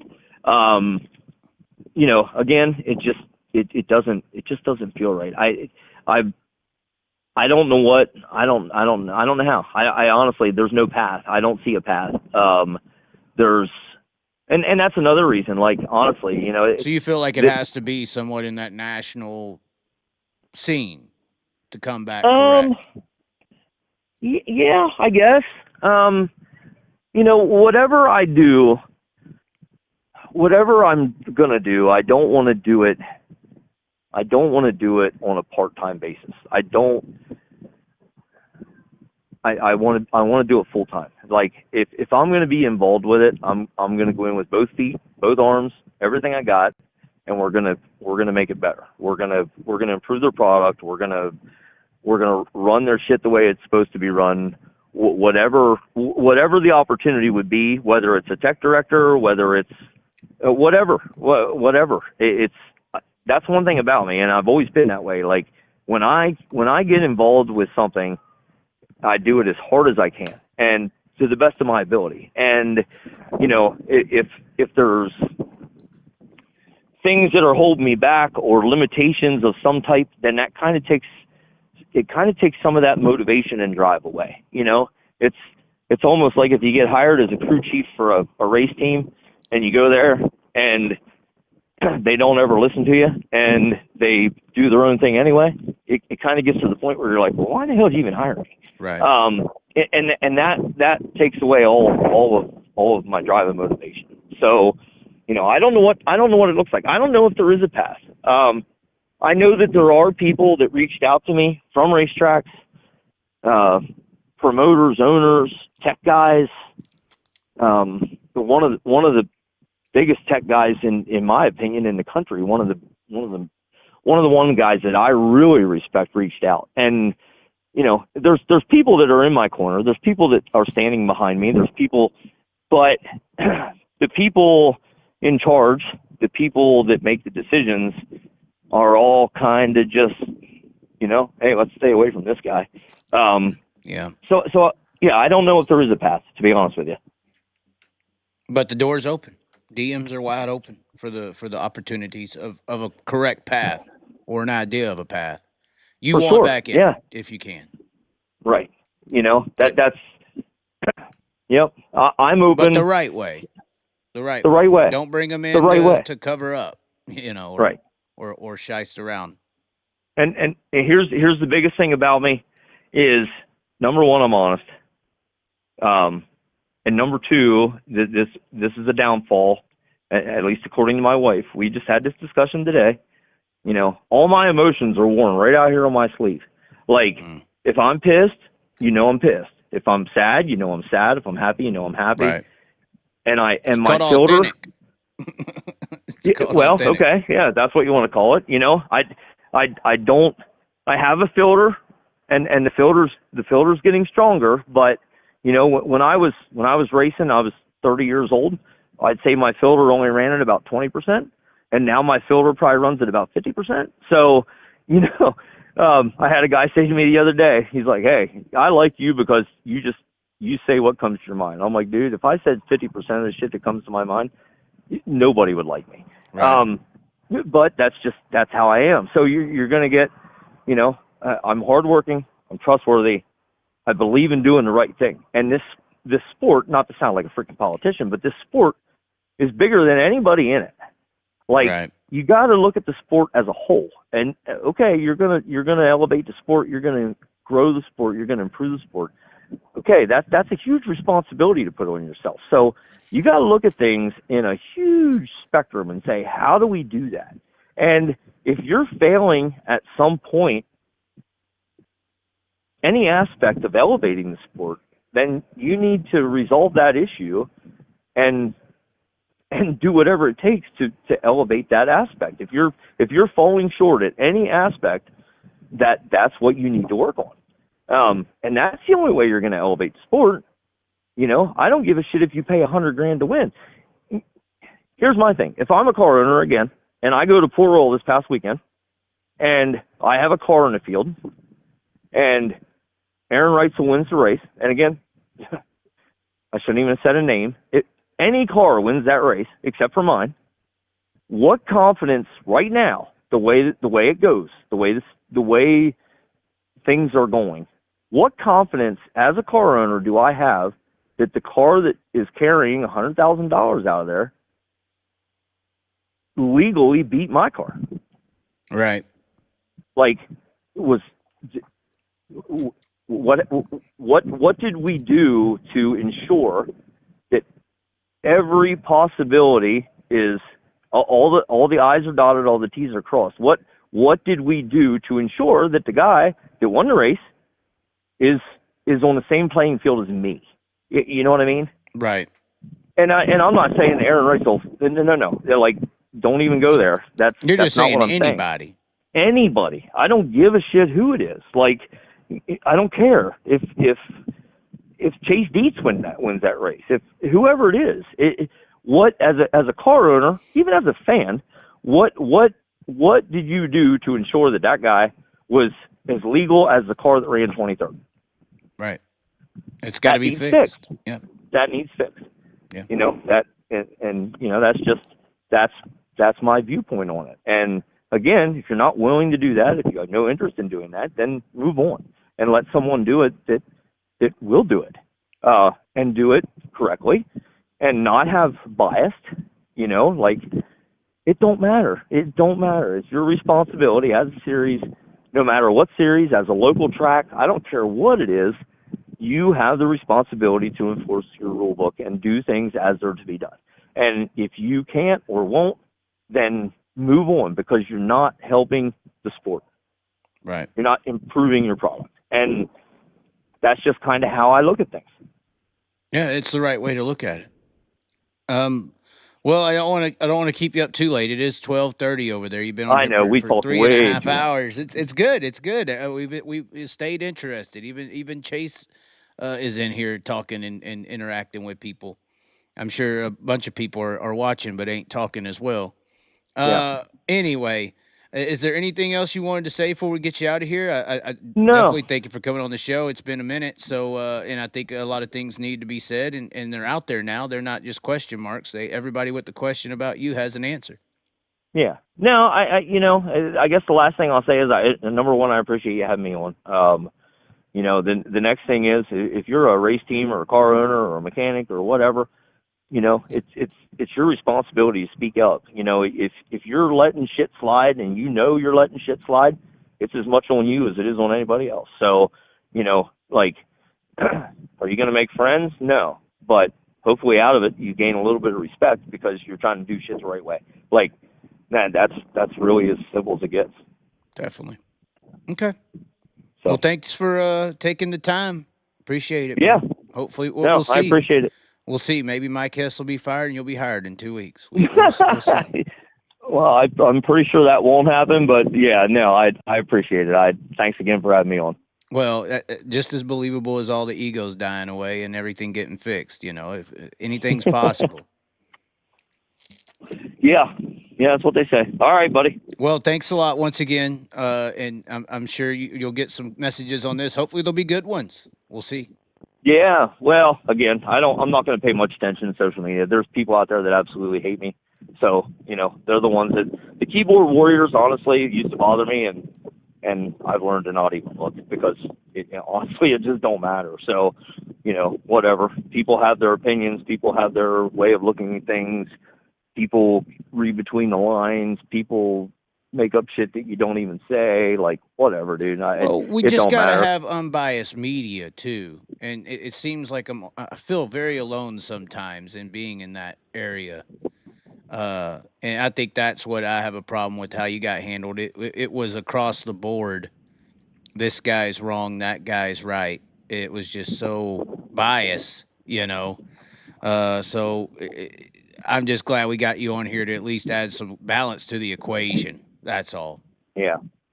Well, a big way of looking at things, and I've heard this so many times, is, don't worry about it. Something will happen tomorrow and they'll forget all about it. And that's not the way to look at it. Like, you know, when it comes to some of these bigger issues, it's not something that whatever happens tomorrow replaces the news of today. Like, if there's an issue and it needs fixed, then it needs fixed. And it don't matter if something happens tomorrow or not. it should still remain an issue. You Right. know, like Yeah. 6 months ago, I Right. came out with this stuff, and it got brushed under the rug. It got poo-pooed away. Like, don't worry about it. It'll go away, and it did. And now here we are again. And Well, you had 2 months you know, straight of tech issues and officiating issues. So people, Right. I think that So- added validity to stuff you were talking about too. It's like, oh, Yeah. well, maybe that Yeah. crazy guy screaming about the end of the world wasn't wrong. We're looking at it crumble. You know, I mean, yeah, exactly. and that's the fact as well. Like you said, I've had these media guys tell me, oh, well, the news changes every 4 days. No, the media changes every 4 days. What people are talking about Yeah. changes every 4 days. COVID didn't go away in 4 days because the media Yeah. pushed it. And then once Ukraine, you know, we Right. should thank Russia once again, attacked Ukraine, and then COVID was over because the news changed the subject. The news controlled it. The media did. But anyway, you're right on that. Hopefully things change. I ain't going to say get better. It sounds like you're having a great life. But hopefully things change with opportunities in the racing world and things get fixed for the betterment of it overall. Yep. Nope. I appreciate it. Alrighty. Well, thank you, sir, for calling in, and maybe we'll have to do this again. You never know. All right, Chaz. Sounds good. Bye. Yep. See ya. That was Kevin Nouse there. And wow, a bunch of stuff being talked about in the episode there. I did glance over to y'all's chats. I can put it in the suggestion box. Oh my God. Rub it in, Chase. Just rub it in. Will, Chaz already confirmed you are not on the not block oh God, that's crazy. Oh wait, what was the suggestion? Okay. Somebody said, Chase, can we get official high limit Jason mask? That's just weird. A Jason mask is a ski mask from a horror movie in the 80s and 90s. Why are y'all talking like this? Y'all people in the comments, this is why I ignore. This is why I ignore. Anyways, ladies and gentlemen, thanks for tuning in. Once again, Kevin on the show. They're being very open and honest with some things. Good points along the way. Obviously has his suggestions on things and has his opinions and insight on some different topics. We do want to thank the supporting sponsors here. Of course, we got the glasses on, the Deathridge Optician, Racing Optician glasses. Check them on out if you want to. If you need some new prescription glasses, check them on out. They're the same glasses that Jonathan Davenport and Donnie Schatz won at Eldora with the Eldora Million, the King's Royal. I believe Ryan Timms has some Deathridge Opticians as well. Look what he's doing this year. You need to get on the team. Mention the Chaz when you go there for your order. Also, Impact Signs, Awnings, and Wraps. We have a special sign reveal coming that even y'all out there in your race shops and even fans can utilize. Also, you see it up there. Shield Protection, new fire suit company out there on the West Coast with Kevin Sharrah. Give them a contact as well if you're looking for your next newest racing suit. And, of course, Prime, but Clyde Knipp. We all know about you. We know about you, Clyde.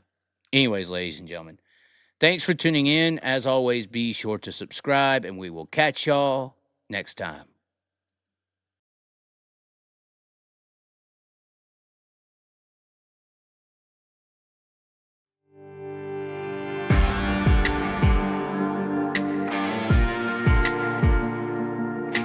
Hey guys, I'm Brian Brown. We can ride high, we can ride low. We can ride anywhere we need to go. We can ride all night up to the morning, as long as we make the show. We can be the best or we can be the worst. We can be the best thing you ever heard. With the motor singing and the grandstands ringing, it's hard to put it all in words, but this is how we